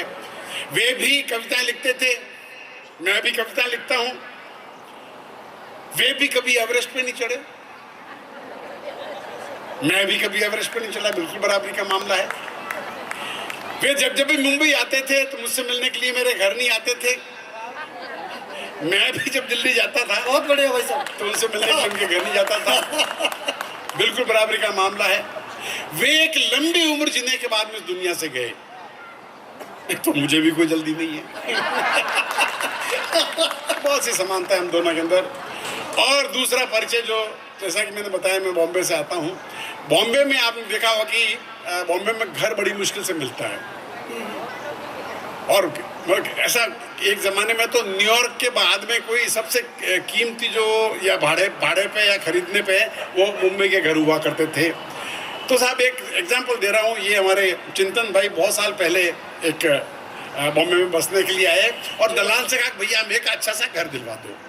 दलाल कोई 20 दिन भटकने के बाद में आया और कहा कि चलिए आपके लिए कमरा देख लिया। घर बड़ा घर तो कहाँ, एक कमरा देख लिया है, वो कमरा आप चल के देख लीजिए, फाइनल कर लीजिए। तो इन्होंने कहा मैं तो प्रोग्राम में जा रहा हूँ, आप मेरी पत्नी को लेके जाइए और वो फाइनल कर लेगी, वो बॉम्बे के बारे में जानती भी हैं। तो इनकी पत्नी ने वो कमरा देखा और न तो बराबर वेंटिलेशन था, न बराबर पानी आ रहा था। वो कमरा देखा और कहा कि देखिए भैया मैं बॉम्बे की मजबूरी समझती हूँ, मुझे ये कमरा पसंद है लेकिन ये कमरा मेरे कविपति को पसंद नहीं आएगा। तो वो दलाल बोला मैडम ये कमरा ले लीजिए, ऐसे पति तो हजारों मिल जाएंगे, ये कमरा हाथ से निकल गया तो वापस नहीं मिलने वाला। मैं उस नगर से आया हूँ और हाथ से लिखता हूँ।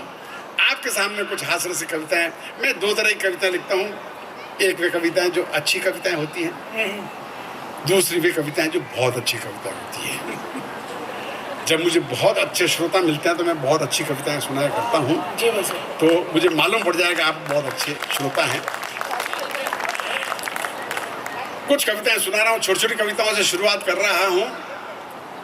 और बताइए कि आप को छोटी कविताएं, और आपने देखा होगा कि छोटी छोटी कविताओं से इसलिए शुरुआत कर रहा हूँ क्योंकि छोटी कविताएं होती हैं प्रेमिका की तरह, छोटी कविताएं प्रेमिका की तरह होती है और लंबी कविताएं पत्नी की तरह होती है, एक क्षण और दूसरी टिकाऊ।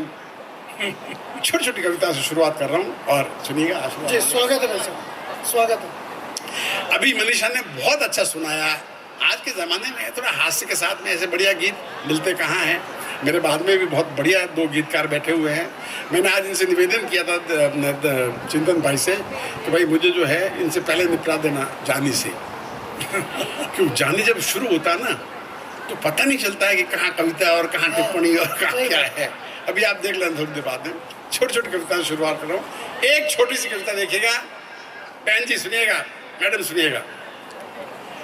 सुना है कि रुपया बार बार गिरता है, सुनिए साहब, सुना है कि रुपया बार बार गिरता है, रुपया कितना भी गिर जाए लेकिन उतना नहीं गिरता है जितना रुपए के लिए आदमी गिर सकता है। बहुत बढ़िया, रुपए के लिए आदमी गिर सकता है। छोटी छोटी कविताओं से एक और छोटी सी कविता देखिएगा, नेताओं की हिम्मत पर। हिम्मत पर बिना एक भी वादा निभाए नेताजी वोट मांगने आए। बिना एक भी वादा निभाए नेताजी वोट मांगने आए। मतदाता बोला माई बाप, इतनी हिम्मत कहां से लाते हैं आप। बिना एक भी वादा निभाए नेताजी वोट मांगने आए। मतदाता बोला माई बाप, इतनी हिम्मत कहां से लाते हैं आप। हम तो एक खिलौने का वादा करके शाम को खाली हाथ घर वापस आते हैं, तो बच्चों से आंख नहीं मिला पाते हैं माई बाप। इतनी हिम्मत कहाँ से लाते हैं आप, बहुत बढ़िया, इतनी हिम्मत कहाँ से लाते हैं। और साहब अभी चुनाव के दिनों में जो टेंशन, एक एक चुनाव जो है लगभग महाभारत बन चुका है, आपने देखा होगा। और मेरे गुरु ओशो कहते हैं कि आप ना जो ट्रेजेडी भी कॉमेडी में कहो आज के ज़माने में तो लोगों तक पहुंचती है। तो बहुत तनावपूर्ण बात है, लेकिन हास्य में बात में कहने की कोशिश की है, और बात अच्छी लगे तो मुझे बताइए कि आपको बात अच्छी लगी। छोटी सी कविता देखिएगा कि पति बनवाने गया हजामत, तो पत्नी ने दी हिदायत कि चुनाव निकट है, माहौल में कड़वाहट है, हर आदमी नफरत से भरा है, ऊपर से नाई के हाथ में उस्तरा है। बात देखिएगा, हर आदमी नफरत से भरा है, ऊपर से नाई के हाथ में उस्तरा है। या तो राजनीति पर बहस में मत पड़ना, या तो राजनीति पर बहस में मत पड़ना, या नाई किस पार्टी का है पहले पता करना। या तो राजनीति पर बहस में मत पड़ना, या नाई किस पार्टी का पहले पता करना। चुनाव के दिनों में बहुत मुश्किल है जान बचाना, अगर बच जाओ तो आधा किलो दही लेते आना। अगर बच जाओ तो आधा किलो दही लेते आना। और एक बहुत बारीक बात देखिएगा, और बात अच्छी लगे तो इसको मिस मत करना, सुनिएगा कि भिखारी ने मांगी भीख। सुनिएगा भैया, सुनिए, आप बहुत अच्छा सुन रहे हैं, सुनिएगा। भिखारी ने मांगी भीख तो मैंने दे दी सीख कि हट्टे कट्टे लगते हो, मेहनत क्यों नहीं करते हो। हट्टे कट्टे लगते हो, मेहनत क्यों नहीं करते हो। उसने कहना मान लिया और भीख मांगना छोड़ दिया। उसने कहना मान लिया और भीख मांगना छोड़ दिया। फिर मिला वो रात में, फिर मिला वो रात में, कटोरों की जगह चाकू था हाथ में। फिर मिला वो रात में, कटोरी की जगह चाकू था। उसने मांगा पर्स, मैंने दिया सहर्ष। उसने मांगा पर्स, मैंने दिया सहर्ष। वो व्यंग से बोला सर ये है आज की कल्चर। कटोरे ने मांगा तो 1 रुपया नहीं निकाला, और चाकू ने मांगा तो पूरा पर्स दे डाला। बहुत बढ़िया भाई साहब, बहुत बढ़िया। तो पर्स दे डाला। ये भिखारी, और भिखारी मैंने बहुत लिखा है, भिखारी भी और लिखा है। भिखारी सिर्फ ये पैसे वाले ही भिखारी नहीं होते, एक और भिखारी भी होते हैं। तो बस एक 1.5 मिनट की छोटी सी कविता है। भिखारी होते हैं 2 प्रकार के, बात पकड़िएगा। भिखारी होते हैं 2 प्रकार के, एक पैसे के, दूसरे प्यार के। बहुत बढ़िया, बहुत अच्छी बात। एक पैसे के, दूसरे प्यार के। पैसे के भिखारी गिड़गिड़ाते हैं और अपना हाल बताते हैं। पैसे के भिखारी गिड़गिड़ाते हैं और अपना हाल बताते हैं, बहुत भूख लग रही बाबा, खुदा के नाम पर दे दे। प्यार के भिखारी मुस्कुराते हैं और उसका हाल बताते हैं, बहुत सुंदर लग रही है बाबा, अपना मोबाइल नंबर दे दे। बहुत बढ़िया। बहुत सुंदर लग रही है बाबा, अपना मोबाइल नंबर दे दे। पैसे के भिखारी भीख ना मिले, सुनिए, हाँ, पैसे के भिखारी भीख ना मिले तो सब्र का घूंट पी लेते हैं। प्यार के भिखारी भीख ना मिले तो शराब का घूंट पी लेते हैं। प्यार की भीख ना मिले तो शराब। और ये बात देखिएगा कि उम्र पर किसका कंट्रोल है। बहुत ही बारीक बात कहने की कोशिश की, उम्र पर किसका कंट्रोल है। पर दोनों भीख में उम्र का बहुत बड़ा रोल है।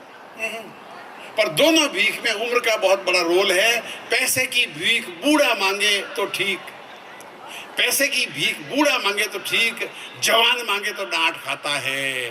प्यार की भीख जवान मांगे तो ठीक, बूढ़ा मांगे तो जेल जाता है। बूढ़ा मांगे तो जेल जाता है। महिलाओं के बारे एक कई बातें सुनाई है। एक छोटी सी कविता मैंने लिखी है, मैंने लिखी, सुनिएगा। आपने किस्से कहानियों में पढ़ा होगा कि एक अलादीन का जादुई चिराग होता है। वो जब भी मिला किसी पुरुष को ही मिला है। याद कीजिए, किसी महिला को नहीं मिला। क्यों नहीं मिला? मैंने रिसर्च की है, और बात अच्छी लगे तो तालियां बजा के मुझे बताइएगा कि आपको बात अच्छी लगी। सुनिएगा जी भाई साहब।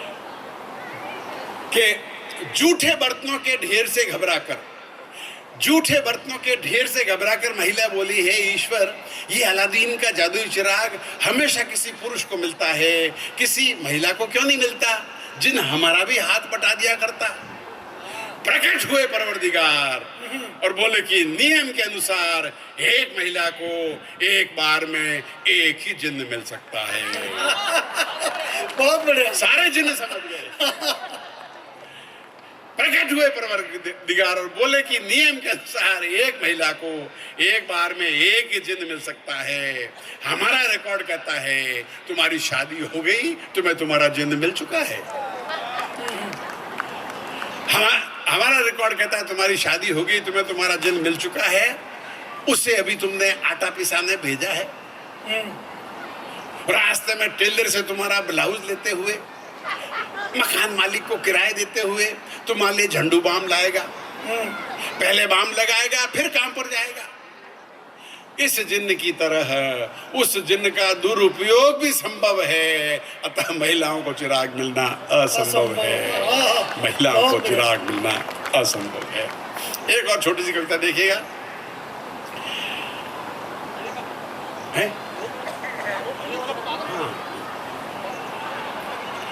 एक कविता मैंने थोड़ा काफी पहले लिखी थी और लोगों कई नेताओं ने वो कविता मुझसे लिखवा के ली है कविता। हाँ, तो ये इसमें मैंने शाकाहारी गालियों का आविष्कार किया। आपने देखा होगा, आप एक बार जोरदार तालियां बजाएं। बहुत अच्छी कविता है, बहुत अच्छी। अब जैन लोग हैं, महेश्वरी लोग हैं, आप लोग गालियां दे नहीं सकते, तो मैंने शाकाहारी गालियों का आविष्कार किया है।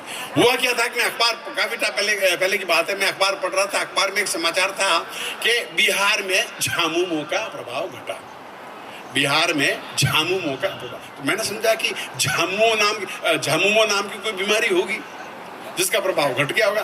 बाद में मालूम पड़ा कि झारखंड मुक्ति मोर्चा नाम की पार्टी है, उसका शॉर्ट नाम है झामुमो। और हमारे देश में सैकड़ों पार्टियां, हर पार्टी का छोटा छोटा नाम है। जैसे भारतीय जनता पार्टी को भाजपा, मार्क्सवादी कम्युनिस्ट पार्टी को माकपा, तेलुगु देशम पार्टी को तेदेपा। इन नामों को एक साथ में पढ़ ले तो पता ही नहीं चलेगा ये पार्टियां हैं, बीमारियां हैं कि गालियां हैं। ये कॉन्सेप्ट अगर बात अच्छी लगे तो मुझे बताइएगा सर। सुनिएगा, एक शरीफ का पांव बदमाश के पांव पर पड़ गया। बदमाश गालियों की बौछार लेकर शरीफ पर चढ़ गया। शरीफ था गुमसुम जैसे हो बहरा, उसे गालियां देनी आती नहीं थी, बेचारा सोशल वर्कर जो ठहरा। अब बदमाश बी के बजाय ए ग्रेड की गालियां छोड़ने लगा और शरीफ से पारिवारिक रिश्ता जोड़ने लगा।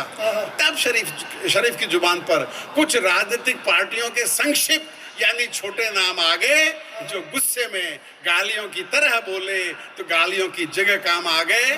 अबे तू भागपा, तू माकपा। ये तालियों वाली बात थी।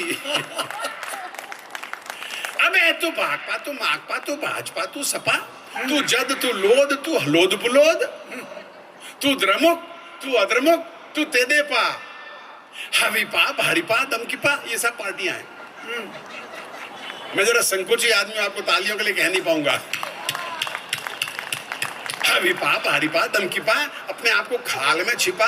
अबे चुप, राजपा, सजपा, बसपा, पहले तमीज सी करा। साले रामो वामो झामुमो, साले रामो वामो झामुमो, इक्का इंका राका की नाजायज औलाद, नानी दिला दूंगा याद। जा फूट हवा खा संयुक्त मोर्चा, चल हवा खा संयुक्त मोर्चा। वहां खड़े दर्शकों ने खूब बजाई तालियां। वाह पार्टियां की पार्टियां और गालियां की गालियां, पार्टियां की पार्टियां और गालियां की गालियां। मैंने मीडिया पे बहुत लिखा है। मीडिया पे एक भाग सुनाता हूं, उसके बाद में अच्छा लगा तो मैं दूसरा भाग सुनाऊंगा। मीडिया बहुत महान होता है, किसी को भी महान बना सकता है। जैसे 10वीं सुंदरी फूलन देवी, उसको सुंदरी बना दिया। अब वो कितनी सुंदर थी, आपने भी उसकी फोटो देखी होगी। उससे कहीं ज्यादा सुंदर तो मेरी काम वाली बाई लगती है, लेकिन मीडिया ने सुंदरीकार हमने मान लिया। और मीडिया जो है एक एक समाचार को दिन भर कैसे, जब इनके पास में समाचार नहीं होते तो एक ही समाचार को कैसे लंबा करके रगड़ते रहते हैं, ये इसकी ब्यूटी है। और शुद्ध हास्य, शुद्ध ठाकों वाली रचना है, इसलिए आप ठाकों के लिए तैयार हो जाइए। पहला भाग है, एक समाचार का सवाल है बाबा। अब बात की बारीक देखिएगा। एक बीमार नेता ने लंदन में अंतिम सांस ली। सुन रहे हैं ना? स्वागत है, स्वागत है। एक बीमार नेता ने लंदन में अंतिम सांस ली। उधर यमदूत नेता को लेकर नरक पहुंचे भी नहीं, उससे पहले चैनल का रिपोर्टर लंदन पहुंच गया अपनी टीम लेकर और नेताजी के बेटे का इंटरव्यू लिया। आपको कैसा लग रहा है? गरीब का बाप मर गया, उससे पूछ रहा है आपको कैसा लग रहा है? जी मैं कुछ समझा नहीं, क्या कैसा लग रहा है? आपके पिताजी के मरने की खबर सुनकर आपको कैसा लग रहा है? जी बहुत बुरा लग रहा है। अच्छा, अंतिम सांस लेने से पहले उन्होंने किसी दर्द या तकलीफ की शिकायत की थी? जी नहीं, डायरेक्ट अंतिम सांस ली थी। अब ये भी इंटरव्यू देने पे उतरा है, पंक्ति देखिएगा, जी नहीं डायरेक्ट अंतिम सांस ली थी। क्या इससे पहले भी कभी उन्होंने अंतिम सांस ली थी? बढ़िया है। क्या इससे पहले भी कभी उन्होंने अंतिम सांस ली थी? जी कोशिश तो की थी। जी कोशिश तो की थी, लेकिन डॉक्टरों ने लेने नहीं दी। अच्छा, वे लंदन क्यों आए थे? जी अंतिम सांस लेने के लिए आए थे। वे लंदन क्यों आए थे? जी अंतिम सांस लेने के लिए आए थे। वे ये अंतिम सांस भारत में भी ले सकते थे, इसके लिए इतना दूर क्यों आए? जी राष्ट्र हित में आए। हमारे देश का नेता जो भी काम करता है राष्ट्र हित में आए। अच्छा, अंतिम सांस लेने के बाद में क्या हुआ? जी अंतिम सांस लेने के बाद वे मर गए। क्या उनको पता था? क्या उनको पता था कि अंतिम सांस लेने के बाद वे मर जाएंगे? जी पता था। जब उनको पता था, जब उनको पता था कि अंतिम सांस लेने के बाद वे मर जाएंगे, फिर उन्होंने अंतिम सांस क्यों ली? जी राष्ट्र हित में ली। और अंतिम सवाल का, जी राष्ट्र हित में ली और अंतिम सवाल का मजा लीजिए, क्या इस परंपरा को आगे बढ़ाया जाना चाहिए? बाकी नेताओं को भी राष्ट्र हित में मरने के लिए आगे आना चाहिए, बाकी नेताओं को भी राष्ट्र हित में। अब साहब इसका भाग 2 भी मैं सोचता हूँ सुनाई दूं। दूसरा भाग है, बहुत ही मजेदार बन गया है। कविता का शीर्षक है हाईवे के हमदम। सुनिएगा, कविता का शीर्षक है हाईवे के हमदम। हाईवे के हमदम क्या होते हैं आप समझ जाएंगे। काफी साल पहले की बात है, मैं और ये जॉनी बैरागी, हम दोनों ने सुबह सुबह बाई रोड बाई कार हमने बॉम्बे में प्रवेश किया। तो जॉनी ने देखा कि सड़क के दोनों तरफ कुछ लोग विशेष मुद्रा में लोटा डिब्बा लिए हुए बैठे हुए हैं। तो जॉनी ने मुझसे पूछा कि भाई साहब ये कौन लोग हैं? अब मेरे मुंबई की इज्जत का सवाल था। तो मैंने कहा जॉनी, मैंने कहा ऐसा है कि जॉनी तुम पहली बार बॉम्बे आए हो ना, तो तुम्हारे स्वागत में बैठे हुए हैं। वो लोटा डिब्बा लिए स्वागत में बैठे हुए हैं। तो जॉनी बोला, लौट के मेरे शहर आना, इससे दुगना स्वागत नहीं करवाया तो मेरा नाम जॉनी बैरागी नहीं है। मैं जरा संकोची आदमी, आपको तालियों के लिए कह नहीं पाऊंगा। अब साहब विषय मैंने जैसा भी लिया है, लेकिन सरस्वती के मंच पे खड़ा हूं, सिर्फ इस पे एक भी शब्द ऐसा नहीं आएगा जिसमें आपको लगे कि आपको मैंने ये क्या सुना दिया। और देश में ये बहुत बड़ी समस्या थी, मैंने इस पे लिखने की कोशिश की है। और जो पीछे लोग जो खाने का मजा ले रहे हैं, वो खाने का चुपचाप खाने का मजा लें। हम ये नहीं कहते कि आप खाना छोड़ दीजिए, खाना चल रहा है। समझ गए? तो उनके बारे में कविता है। और पता नहीं मैं कविता कहाँ सुना रहा था और कहाँ नरेंद्र मोदी चुपचाप खड़े देख रहे थे, और उन्होंने जो है देश में शौचालय बनाना शुरू कर दिया। इस कविता के बाद में शुरू हुआ, मैं आपको सही बता रहा हूँ। सही बात है। तो कभी शौचालयों का जो श्रेय जाए तो सिर्फ उनको अकेले को नहीं जाना चाहिए, मुझे भी जाना चाहिए। सुनिए, हाईवे के हमदम शुद्ध हास्य की कविता है, इसलिए ठाके लगाइए। और मैंने जैसा कि निवेदन किया, सरस्वती के मंच पे खड़ा हूँ, विषय जैसा भी है, लेकिन एक भी शब्द आप इसमें इसको ऐसा नहीं मिलेगा जिसमें आपको लगे कि मैंने ये क्या कह दिया। सुनिए, ताली बजा के मुझे आदेश दीजिए ताकि मैं शुरू करूँ। इधर से भी सुनिए, हाईवे के हमदम। और अच्छी नहीं लगी तो मैं बीच में बंद करके दूसरी सुना दूंगा। ठीक, सुनिए, हाईवे के हमदम। शहर के बीच हाईवे का सीन था। सीन प्रातःकालीन था। रिपोर्टर मुस्कुराया और गर्व से बताया, ये है एशिया का सबसे बड़ा ओपन एयर शौचालय। बहुत बढ़िया, गर्व कर रहा, सुनिएगा, यह है एशिया का सबसे बड़ा ओपन एयर शौचालय और मैं हूं अजय। आप देख रहे हैं हमारा विशेष कार्यक्रम हाईवे के हमदम। लोग आ रहे हैं, जा रहे हैं और वापस जा रहे हैं। बजाइए बजाइए ताली। लोग आ रहे हैं, जा रहे हैं और वापस जा रहे हैं। हिंदू मुस्लिम सिख ईसाई, वैसे तो हर जगह लड़ाई, हाईवे पर भाई भाई, हाईवे पर भाई भाई, हाईवे पर भाई। इसके बाद रिपोर्टर ने अपना रुख दूसरी तरफ किया और एक हाईवे के हमदम का इंटरव्यू लिया। आप देखते इंटरव्यू लेते ही वो, सुनिए साहब कहाँ बैठे हुए आदमी का इंटरव्यू ले रहा है, मजा लीजिए। इसके बाद रिपोर्टर ने अपना रुख दूसरी तरफ किया और एक हाईवे के हमदम का इंटरव्यू लिया। आप यहाँ क्या कर रहे हैं?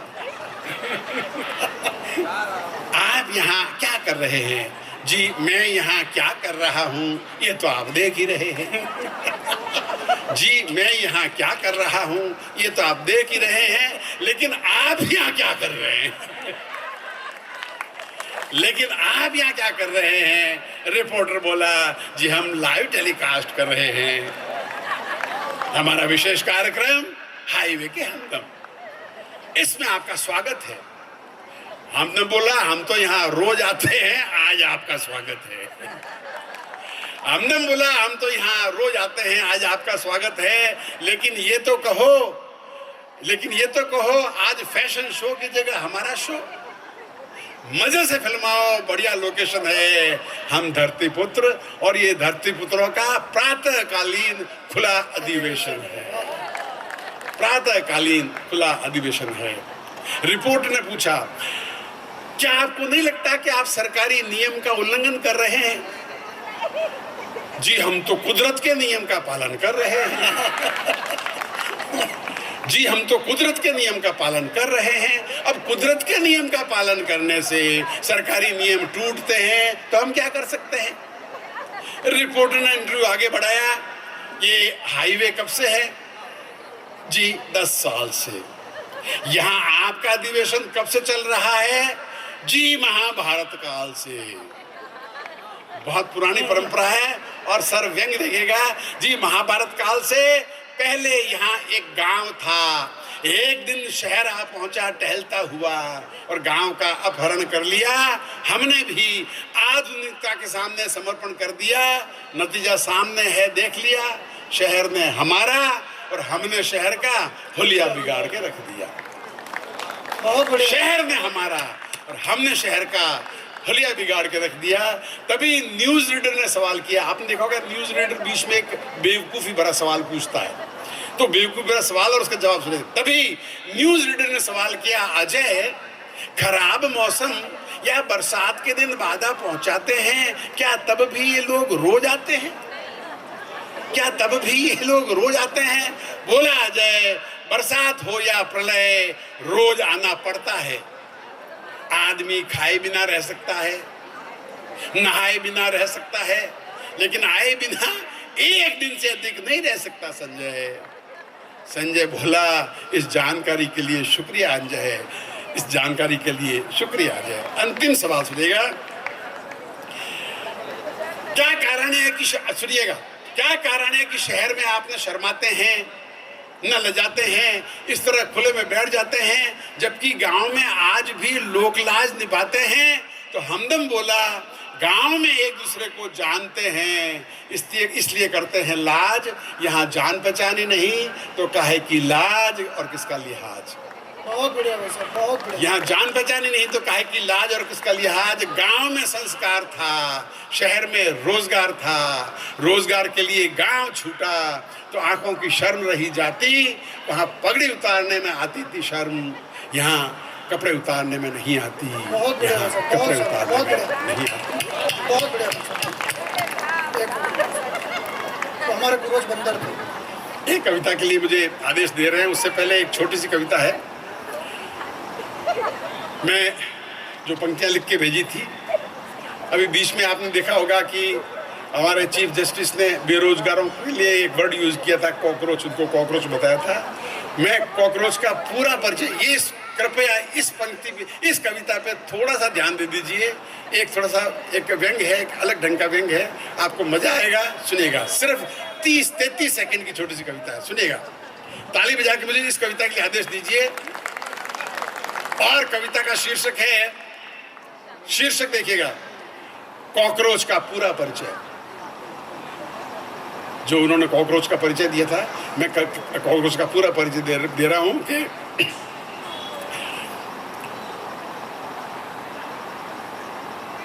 में गश्त के दौरान एक बेरोजगार टकराया। हवलदार ने परिचय पूछा तो उसने पूरा परिचय बताया।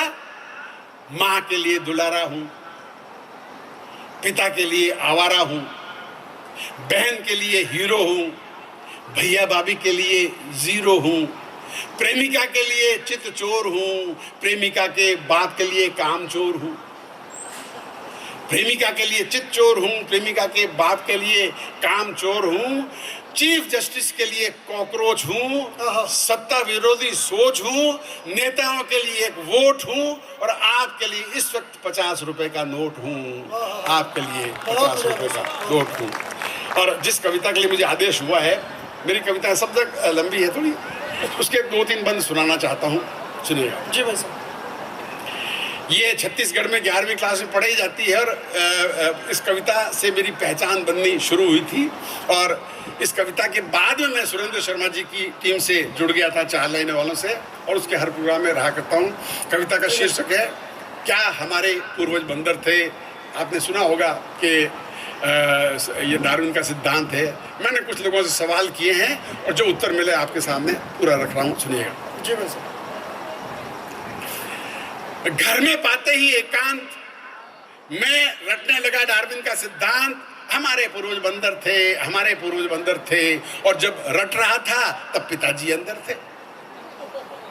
वे आए और चिल्लाए, ये क्या बकता है, पूर्वजों को बंदर कहता है। सोचा था पढ़ेगा लिखेगा, बाप दादों का नाम रोशन करेगा। नाम रोशन करना तो रहा दूर, उल्टे बता रहा उनको लंगूर। पिताजी ने खींच के एक हाथ दिया। मैंने डार्विन साहब को याद किया कि आप तो मर गए, मेरी जान को मुसीबत कर गए। बंदर को पूर्वज मानू तो घर में पिटाई और न मानू तो स्कूल में धुलाई। मैंने सोचा सबसे पूछा जाए और फिर किसी नतीजे पे पहुंचा जाए। मैंने पूछा अपने पड़ोसी से, क्या हमारे पूर्वज बंदर थे। वे बोले तुम्हारे होंगे। मैं आपको जरा संकोची आदमी आपको तालियों के लिए कह नहीं पाऊंगा, मुझे मालूम है ये कितनी तालियां बजती है यहाँ पे। मैंने पूछा अपने पड़ोसी से, क्या हमारे पूर्वज बंदर थे। वे बोले तुम्हारे होंगे। हमारे पूर्वज तो अग्रवाल थे, हमारे पूर्वज तो अग्रवाल थे। मैंने एक सिनेमा के दर्शक से पूछा, क्या आदमी पहले बंदर था।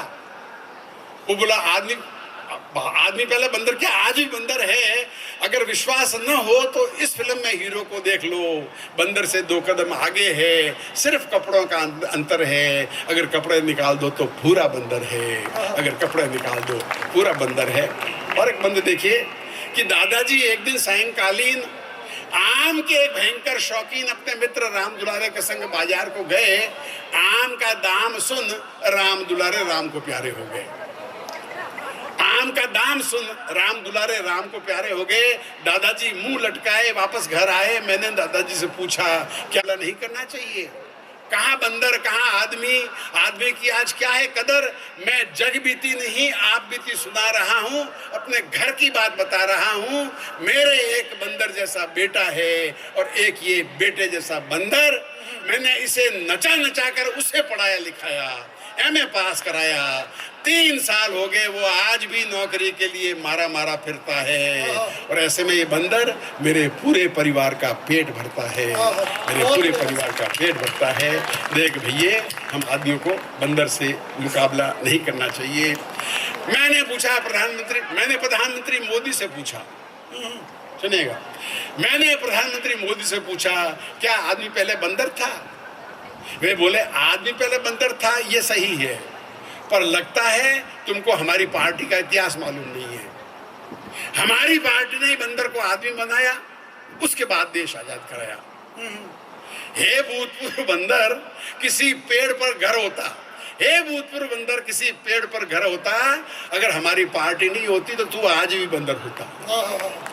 अगर हमारी पार्टी नहीं होती तो तू आज भी बंदर होता। हमने किया है लाखों बंदरों का उद्धार। जो रह गए उन बंदरों के लिए पंडित नेहरू है जिम्मेदार। जो रह गए उनके लिए पंडित नेहरू है जिम्मेदार। और अंत में मैंने पूछा ओशो रजनीश से, वो मेरे गुरु हैं, मैं उनका सन्यासी हूँ, मैंने उनको बहुत पढ़ा और जिसने भी उनको पढ़ा है वो जानता है कि उनके तर्क का कोई जवाब नहीं था। और उस संत की तरफ जो पंक्तियां बनी वो देखिएगा। अंत में मैंने पूछा ओशो रजनीश से, क्या हमारे पूर्वज बंदर थे? वे बोले प्रश्न सामायिक है, मजेदार है, लेकिन एक बार बंदर से भी पूछ के देख लो कि क्या उसे आज के मनुष्य का पूर्वज बनना स्वीकार है। बहुत अच्छा। एक बार बंदर से भी पूछ के देख लो कि क्या उसे आज के मनुष्य का पूर्वज बनना स्वीकार है।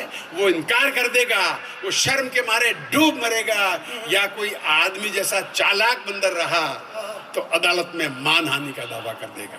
बहुत बढ़िया, बहुत या कोई आदमी जैसा चालाक बंदर रहा तो अदालत में मानहानि का दावा कर देगा कि हुजूर, हम बंदरों की प्रतिष्ठा को मिट्टी में मिलाया जा रहा है, इस भ्रष्ट और हिंसक मनुष्य को हमारा वंशज बताया जा रहा है। मनुष्य होना एक दुर्लभ घटना है, मनुष्य अभी मनुष्य नहीं बना है, मनुष्य अभी मनुष्य नहीं बना। बहुत बढ़िया, पाठ हमारे बीच में किया।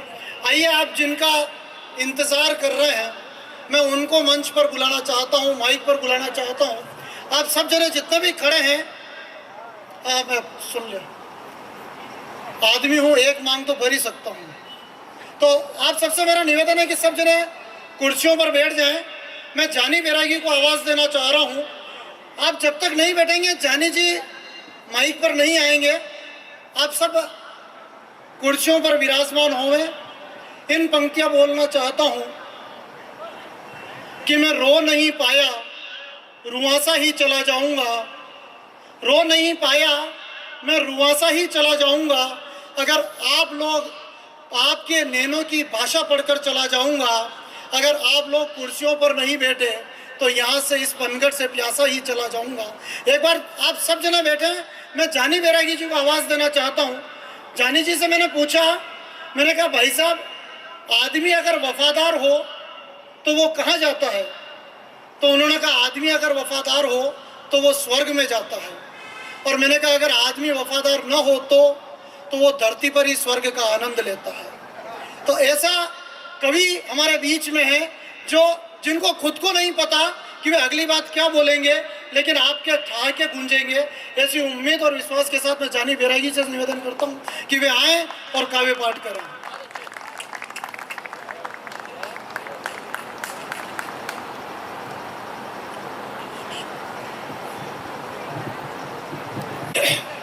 जो लोग खड़े हैं अभी भी, उनसे मेरा निवेदन है करबद्ध कि वो खड़े रहें।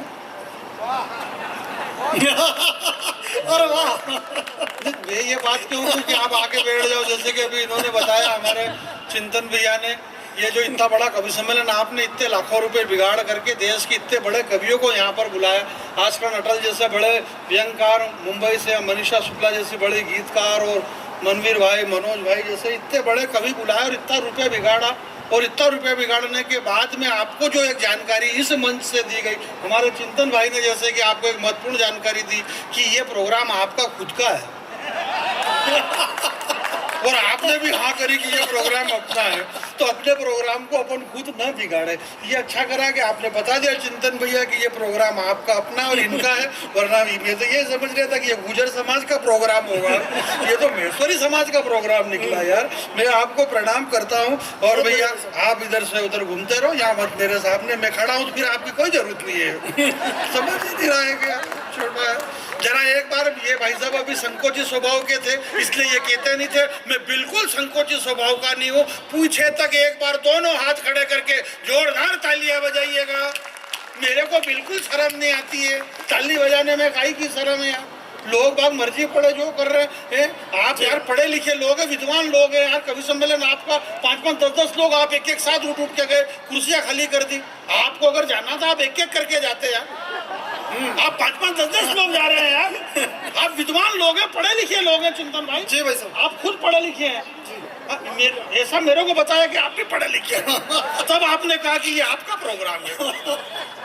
जनरल डायर ने जलियांवाला बाग के अंदर गोलीकांड किया जिसमें सैकड़ों लोग मर गए, झुंड के झुंड लोग मर गए। कितने लोग मरे मालूम ही नहीं है, परंतु भगत सिंह, सुखदेव, चंद्रशेखर आजाद ये सब एक एक करके गए। पूरा देश आज भी उनको पूज रहा है। आपको जाना है, आप एक एक करके जाइए, आप झुंड के झुंड मत जाइए। इसलिए आप आराम, मेरे मन आराम से एक एक करके निकलिए। की जय। ये बात सामरिया सेठ को अगर मालूम पड़े कि उदयपुर के प्रोग्राम में, महेश्वरी समाज के प्रोग्राम में ज्ञानी बैरागी ने कहा कि एक एक करके निकलो, तो मैं आपसे ये कहना चाहता हूँ कि कवि सम्मेलन की शुरुआत ही आपने चिंतन किया, बहुत अच्छी करी, शानदार, आप बहुत अच्छा संचालन कर रहे हैं।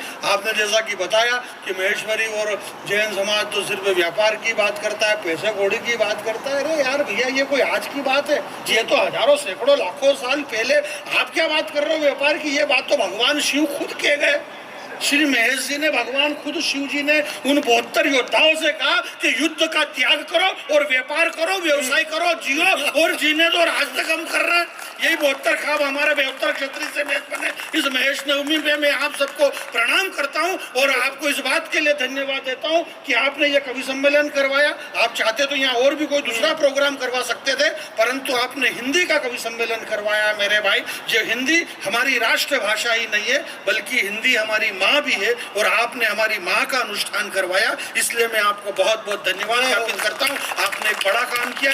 हालांकि ये अलग बात है कि दूसरे प्रोग्राम में पैसे ज्यादा लगते हैं, ये थोड़ा सस्ता प्रोग्राम है, कभी भी थोड़े सस्ते वाले ही है, इतने कोई महंगे कवि नहीं है हम सब। ठीक है, एक आध कवि भले मैं महंगा हूँ, इससे कोई फर्क नहीं पड़ेगा।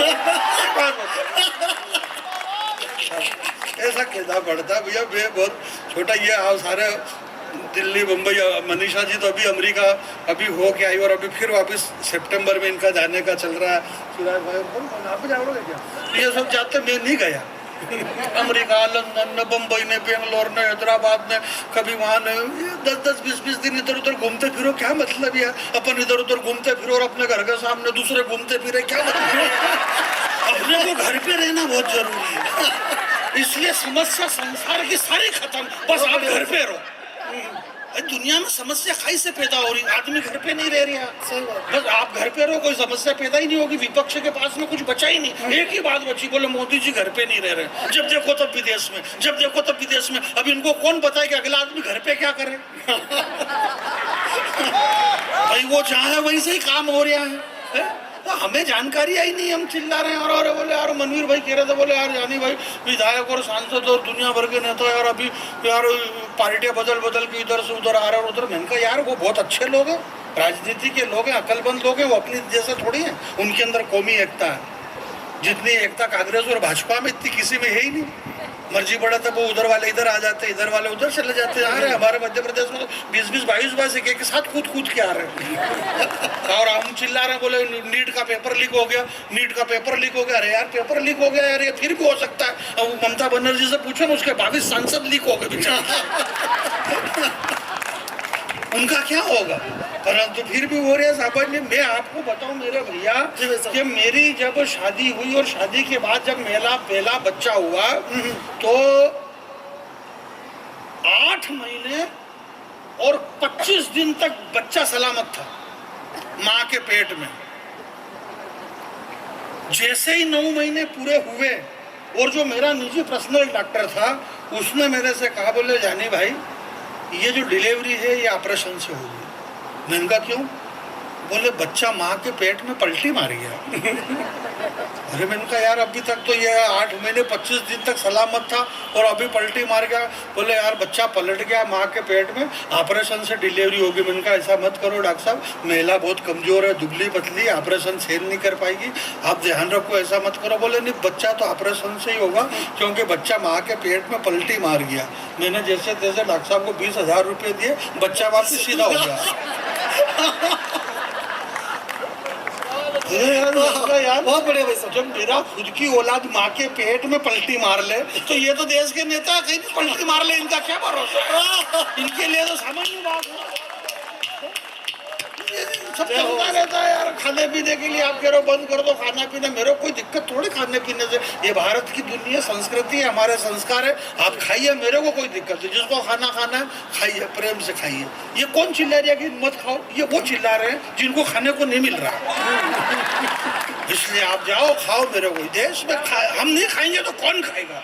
ये हिंदुस्तान की संपत्ति सरकारी संपत्ति है, इस पर सबको अधिकार है। आप खाओ पियो ऐश करो, बस संसद में घाटे का बजट मत पेश करो। ये खा गए और सड़क खा गए और चारा खा गए और 10 करोड़ खा गए और 20 करोड़, भाई नहीं खाएंगे तो क्या करेंगे? खाइए, भारत की संपत्ति है। आज से 5000 वर्ष पहले भगवान वेदव्यास जी ने लिखा कि जब कृष्ण कन्हैया घुटनों के बल चलते थे तो माँ यशोदा ने कान्हा से कहा, बोले कान्हा मुंह खोलो, तुमने मिट्टी खाई है। कन्हैया ने गर्दन हिला दी। यशोदा माँ ने कहा, बोले मुंह खोलो, मिट्टी खाते हो। कन्हैया ने गर्दन हिलाई। यशोदा माँ ने कहा, बोले मिट्टी खा रहे हो कन्हैया, मुंह खोलो। तो नन्हे कन्हैया ने जब अपना मुंह खोला तो उस योगेश्वर ने योग शक्ति से पूरी दुनिया मुंह के अंदर बता दी। पृथ्वी, पाताल, तल, तलातल, महातल, भूतल, रसातल, सतलोक, तपलोक, वैकुंठ लोक, भूलोक, स्वर्गलोक, स्वर्गलोक, तीन। अरे ताली मन बजाओ, भगवान कृष्ण दुनिया पूरी बचपन में सब खा गए, तो कोई दिक्कत नहीं। आप कह रहे हो ये सड़क खा गए, ये चारा, ये बहुत पहले से चला रही है खाने पीने का, कोई दिक्कत नहीं, आप खाइए। अरे जिंदाबाद के हनुमान जी पूरा सूरज खा गए। काल समय रवि भक्ष लियो तब तीनों लोग भयो नियारो। पृथ्वी से 15 करोड़ किलोमीटर दूर सूरज हनुमान जी ने बचपन में पूरा सूर्य मुंह में ले लिया। देवनान करी विनती तब छाड़ दियो रवि कष्ट निवारो। 33 करोड़ देवताओं ने मिलकर एक साथ विहार स्वारी बोला, तब जाके भाई ने मुंह खोला। हंसने की बात नहीं, घर पे जाके हनुमान जी को एक एक नारियल चढ़ाना कि हे हनुमान जी महाराज, आपका बहुत बहुत धन्यवाद। हे रुद्र रूप हनुमान जी, आपको कोटि कोटि प्रणाम कि आपने जो सूर्य मुंह में बचपन में लिया था वो सूरज वापस मुंह में से बाहर कर दिया। अगर मान लो हनुमान जी भूल जाते कि सूरज नहीं निकालूं, मुंह का मुंह में ही रह जाता तो क्या होता? पड़े रहते अंधेरे में। ये दुनिया अंधेरे में रहती, मालूम थोड़ी पड़ता। ये कवि सम्मेलन वगैरह सब अंधेरे में ही होता, मालूम ही नहीं पड़ता कौन किसका लिफाफा लेके भाग गया अंधेरे में। अंधेरे में किसकी गाड़ी में कौन किसकी चाबी घुसेड़ रही है मालूम पड़ता क्या? तो कम से कम हमारी गाड़ी में हम हमारी चाबी लगा रहे हैं और हमारी गाड़ी के अंदर हमारी लाड़ी जा रही है, ये कम से कम क्या कम है? इसलिए हमारे भाई, हम विश्व गुरु, जरा एक बार ताली वाली बजाइए। ये मेरी माता बहनें बैठी हुई है, हमारी मनीषा जी ने कहा, बोले ये माता बहनें और ये शादी ब्याह ये हमारे संस्कार संस्कृति है। यहाँ बड़े लोग बैठे हुए, दुनिया की पहली जो आचार संहिता लगी, मुझे इस बात का दुख नहीं है मेरे भाई कि देश में आसाराम बापू को सजा मिले या ना मिले, राम रहीम को सजा हो या ना हो, मेरे को दुख इस बात का है कि उनके डेरे में ये अकेली गई क्यों? आप अकेली क्यों गई? भूल करके भी चली मत जाना अकेले में। बहुत बढ़िया वैसे, बहुत बढ़िया। क्या अकेले में जा रही हो? और क्या को बहुत बढ़िया यार। हर आदमी ये चाहता कि ये अकेली आए। भूल करके भी चले मत जाना अकेले में।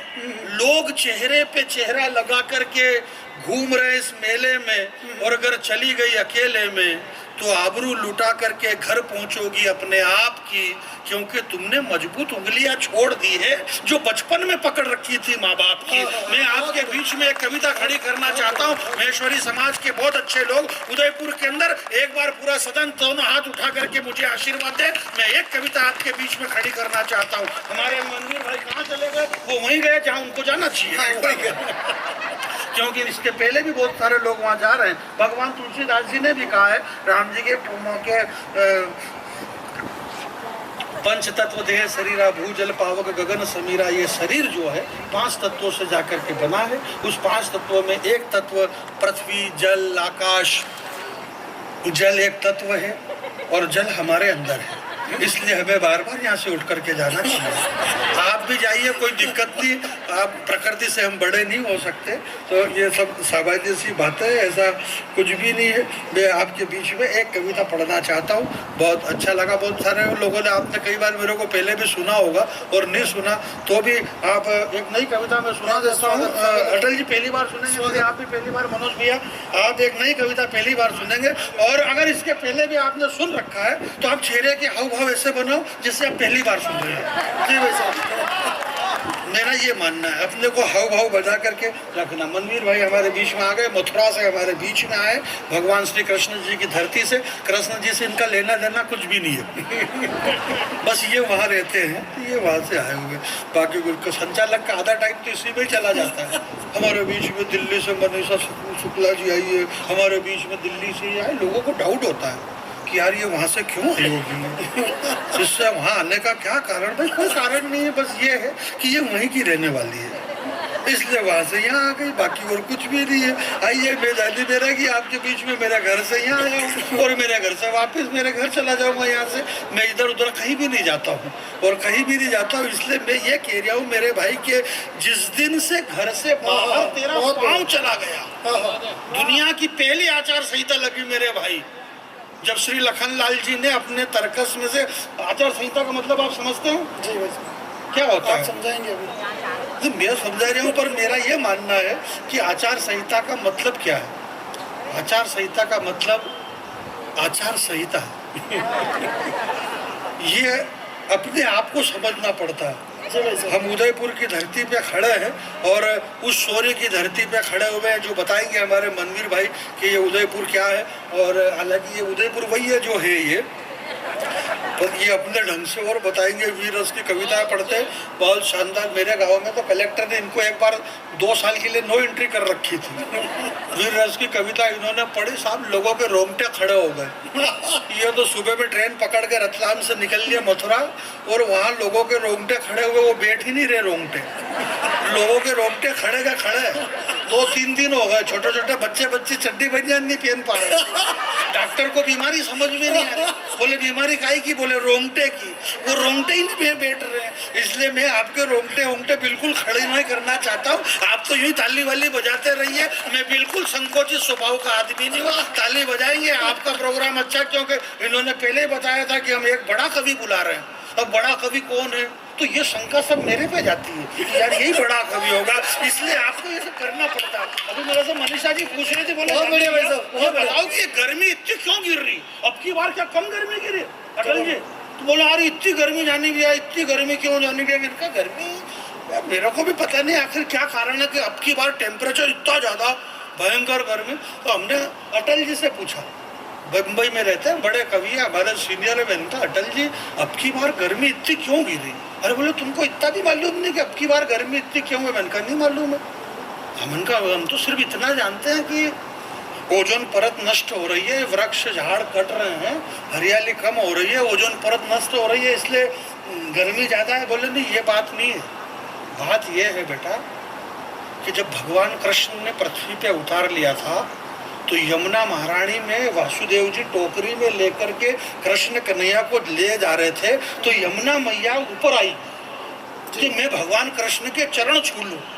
तो यमुना ऊपर आने लगी कृष्ण जी के चरण छूने के लिए, और योगेश्वर समझ गए कि यमुना महारानी मेरे चरण छूना चाहती है, परंतु इस यमुना के ऊपर आने से मेरे जो पिता हैं वसुदेव, इनके मुंह में पानी घुस रहा है। तो भगवान कृष्ण ने टोकरी में से पाँव निकाला, पाँव लगाया, टच करा, तो यमुना जी वापिस लेवल में आ गई।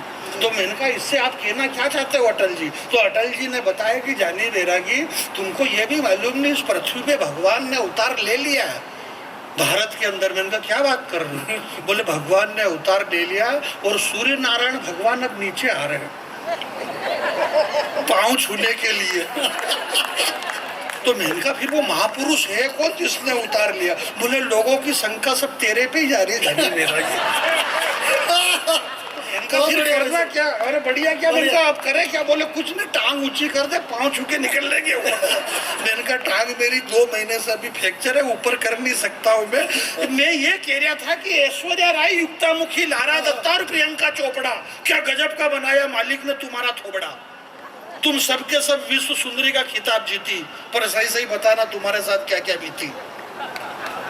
इस देश के अंदर हमने ये प्रतियोगिताएं करी, जिस देश के अंदर कि एक महिला से दूसरी महिला कितनी ज्यादा सुंदर है। ऐश्वर्या राय, युक्तामुखी, लारा दत्ता, प्रियंका चोपड़ा, क्या गजब का बनाया मालिक ने तुम्हारा थोबड़ा। तुम सबके सब विश्व सुंदरी का खिताब जीती, पर सही सही बताना तुम्हारे साथ क्या क्या बीती। अरे ऐश्वर्या राय, तूने सिर्फ सुंदरी शब्द चुना है, विश्व सुंदरी का नाम तेरे बाप ने भी नहीं सुना है।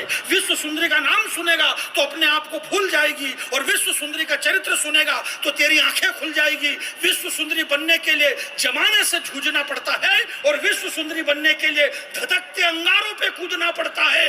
विश्व सुंदरी तो वो चित्तौड़ की महारानी पद्मिनी थी, जिसकी सुंदरता, जरा दोनों हाथ खड़े करें आपके, वापस जल्दी कर लो नीचे हाथ। नहीं मालूम पड़ा यहाँ से बाहर फट गई तो विश्व सुंदरी का क्या नुकसान होगा बताओ। नुकसान अपना हो सकता है। विश्व सुंदरी तो वो चित्तौड़ की महारानी पद्मिनी थी। भाभी जी देर से समझ में आई। आप दुनिया की पहली भाभी है जो इतनी देर से समझ रही है, वरना दुनिया में भाभी ऐसी चीज है कि नजर मिले और समझ जाए। सही बात है। सही बात क्या, ये तो हजारों साल पहले डिक्लेयर हो चुका कि भाभी ऐसी चीज है। दुनिया की पहली भाभी जिसका नाम सीता भाभी। सीता भाभी लक्ष्मण और राम नहीं समझे, इसके पहले वो समझ गई कि हे नाथ देखो तो सही मृग कितना सगर सोलोना है, एड़ी से पांव तलक सोना ही सोना है। ये जो सोने का मृग है, इस मृग को आप मार करके लाइए। भगवान श्री राम ने कहा, बोले मैं तुमको तत्व कर्म ज्ञान वैराग्य भक्ति मार्ग की इतनी बड़ी बड़ी बातें सुना रहा हूँ, तेरा ध्यान उधर नहीं गया और इधर गया। बोले वो दुनिया की पहली भाभी थी सीता जी, जो बहुत देर से समझी मेरे भाई। मैं भाभीओ आपको प्रणाम करना चाहता हूँ और ये कहना चाहता हूँ, वो दक्षिण भारत का एक स्टेलिन हुआ मूर्ख। जब लक्ष्मण जी वो सीता जी गई तो लक्ष्मण जी ने तरकस में से तीर निकाल करके एक रेखा खींची और उस रेखा को खींचते हुए उन्होंने कहा कि हे भाभी, आप अपना पांव इस रेखा से बाहर मत करना। दुनिया के किसी रावण की ताकत नहीं है जो आपकी तरफ नजर उठा करके देख ले। वो दुनिया की पहली आचार संहिता थी। मेरा ये मानना है मेरे भाई कि जिस दिन घर से बाहर तेरा पांव चला गया, यहाँ मेरी जितनी माता बहनें बैठी हुई है, मेरी बहन बैठी हुई है मंच पे, मैं दो पंक्ति आपके बीच में, अटल जी आपके चरणों में तो हालांकि नहीं रखूंगा, मैं एक बात बता रही हूँ। तो आजकल हमारे कवि लोग चरण में बहुत पंक्ति रखते हैं। पहले मेरे पास में भी थी बहुत सारी पंक्तियाँ, तो मैंने दादाओं के चरणों में रखी पंक्ति। एक बार 4 पंक्ति दादा के चरण में रखी ना, दादा ने पाँव पे दबाई तो 3 पंक्ति तो दादा ने खत्म कर दी, एक पंक्ति भागी बेचारी। तब से मैं 1 लाइनर कवि हो गया, क्योंकि एक ही बची अब। इसलिए मेरे दादा ये एक कि भाई जिस दिन से घर से बाहर तेरा पांव चला गया। देखो चिंतन भी, आप नई पंक्ति देखिए। अब पांव जा रहा है, आपको पांव देखना है। जी बिल्कुल। देश का सबसे बड़ा झूठ ही यही बोला जा रहा है हमारे बच्चों पे। पंक्ति देखिएगा, पंक्ति देखिएगा, जबकि पंक्ति आज तक किसी को दिखी ही नहीं, बस आवाज ही आती है। जिस दिन से घर से बाहर तेरा पांव चला गया, बस उसी दिन से अपने दादाजी की मूंछ का ताव चला गया। क्या बात है, बहुत बढ़िया। अब बढ़िया क्या, चला गया दादाजी की मूंछ का ताव। मेरा खुद ही जा रहा अब इस पंक्ति पे, इससे आगे ये पंक्ति बढ़ी नहीं रही अब। तो मैं ये कह रहा था आपके बीच में, क्या कह रहा था कि पाँव चलाइए। विश्व सुंदरी तो वो चित्तौड़ की महारानी पद्मिनी थी, जिसकी सुंदरता के आगे आईना तक टूट गया था और पानी में चेहरा देखा था अलाउद्दीन खिलजी ने, उसका भी पसीना छूट गया था। तुम काहे की विश्व सुंदरी हो, तुम तो विदेशी कंपनियों के इशारे पे नाचने वाली बंदरी हो। और दौर चला जब संस्कार और संस्कृति को पैरों तले रोनने का, तो मैंने पत्नी से कहा कि एक काम करो, तुम भी इस प्रतियोगिता में ट्राई करो। ये पत्नी ऐसा सब्जेक्ट है जिससे अपन ज्यादा बात नहीं कर सकते। मैंने मेरी पत्नी से कहा, बोले रात को जो कटे बाल वाली मैडम है ना, मेरे सपने में आ रही थी। बोले इसके हस्बैंड तो मेरे सपने में आ रहे थे। मैंने कहा तुझे कैसे पता? ये बात हालांकि मैं सुनाता नहीं, क्योंकि सुनाना नहीं आती है। और इसके बाद भी अगर मैं छोड़ दूं तो मेरे बाद में मनवीर सुनाते, इसलिए सुना रहा हूँ। मैंने पत्नी से कहा कि एक काम करो, तुम भी इस प्रतियोगिता में ट्राई करो। पत्नी ने कहा कि मुझे तो इस बात का होता है कष्ट, विश्व सुंदरी यानी जिसके शरीर पे सबसे कम कपड़े वो फर्स्ट, इसलिए इस देश को विश्व सुंदरी प्रतियोगिता के लिए करोड़ों रुपया नहीं खोना चाहिए और देश में विश्व सुंदरी की जगह झांसी की रानी बनाने की प्रतियोगिताएं होना चाहिए। हमें जो काम करना चाहिए वो काम हम नहीं कर रहे हैं, और जो करना चाहिए वो हम नहीं कर रहे हैं मेरे भाई। इस देश की ऐसी स्थितियाँ हो गई। अभी दक्षिण भारत से एक मूर्ख ने कहा, बोले ये जो सनातन है ना, ये डेंगू मलेरिया, ये मच्छर है, इसको खत्म कर देंगे, सनातन कुछ भी नहीं है। मैंने कहा मूर्ख, तेरे को पता ही नहीं कि सनातन होता क्या। 4 पंक्ति में मैं अपना काव्य पाठ आपके बीच में रख रहा हूँ, मेरे बाद में मनवीर भाई पढ़ेंगे, इस कवि सम्मेलन का समापन करेंगे। कवि सम्मेलन आपके बीच में, अगर अच्छा कवि सम्मेलन हुआ है, 4 पंक्ति आपके बीच में पढ़ता हूं।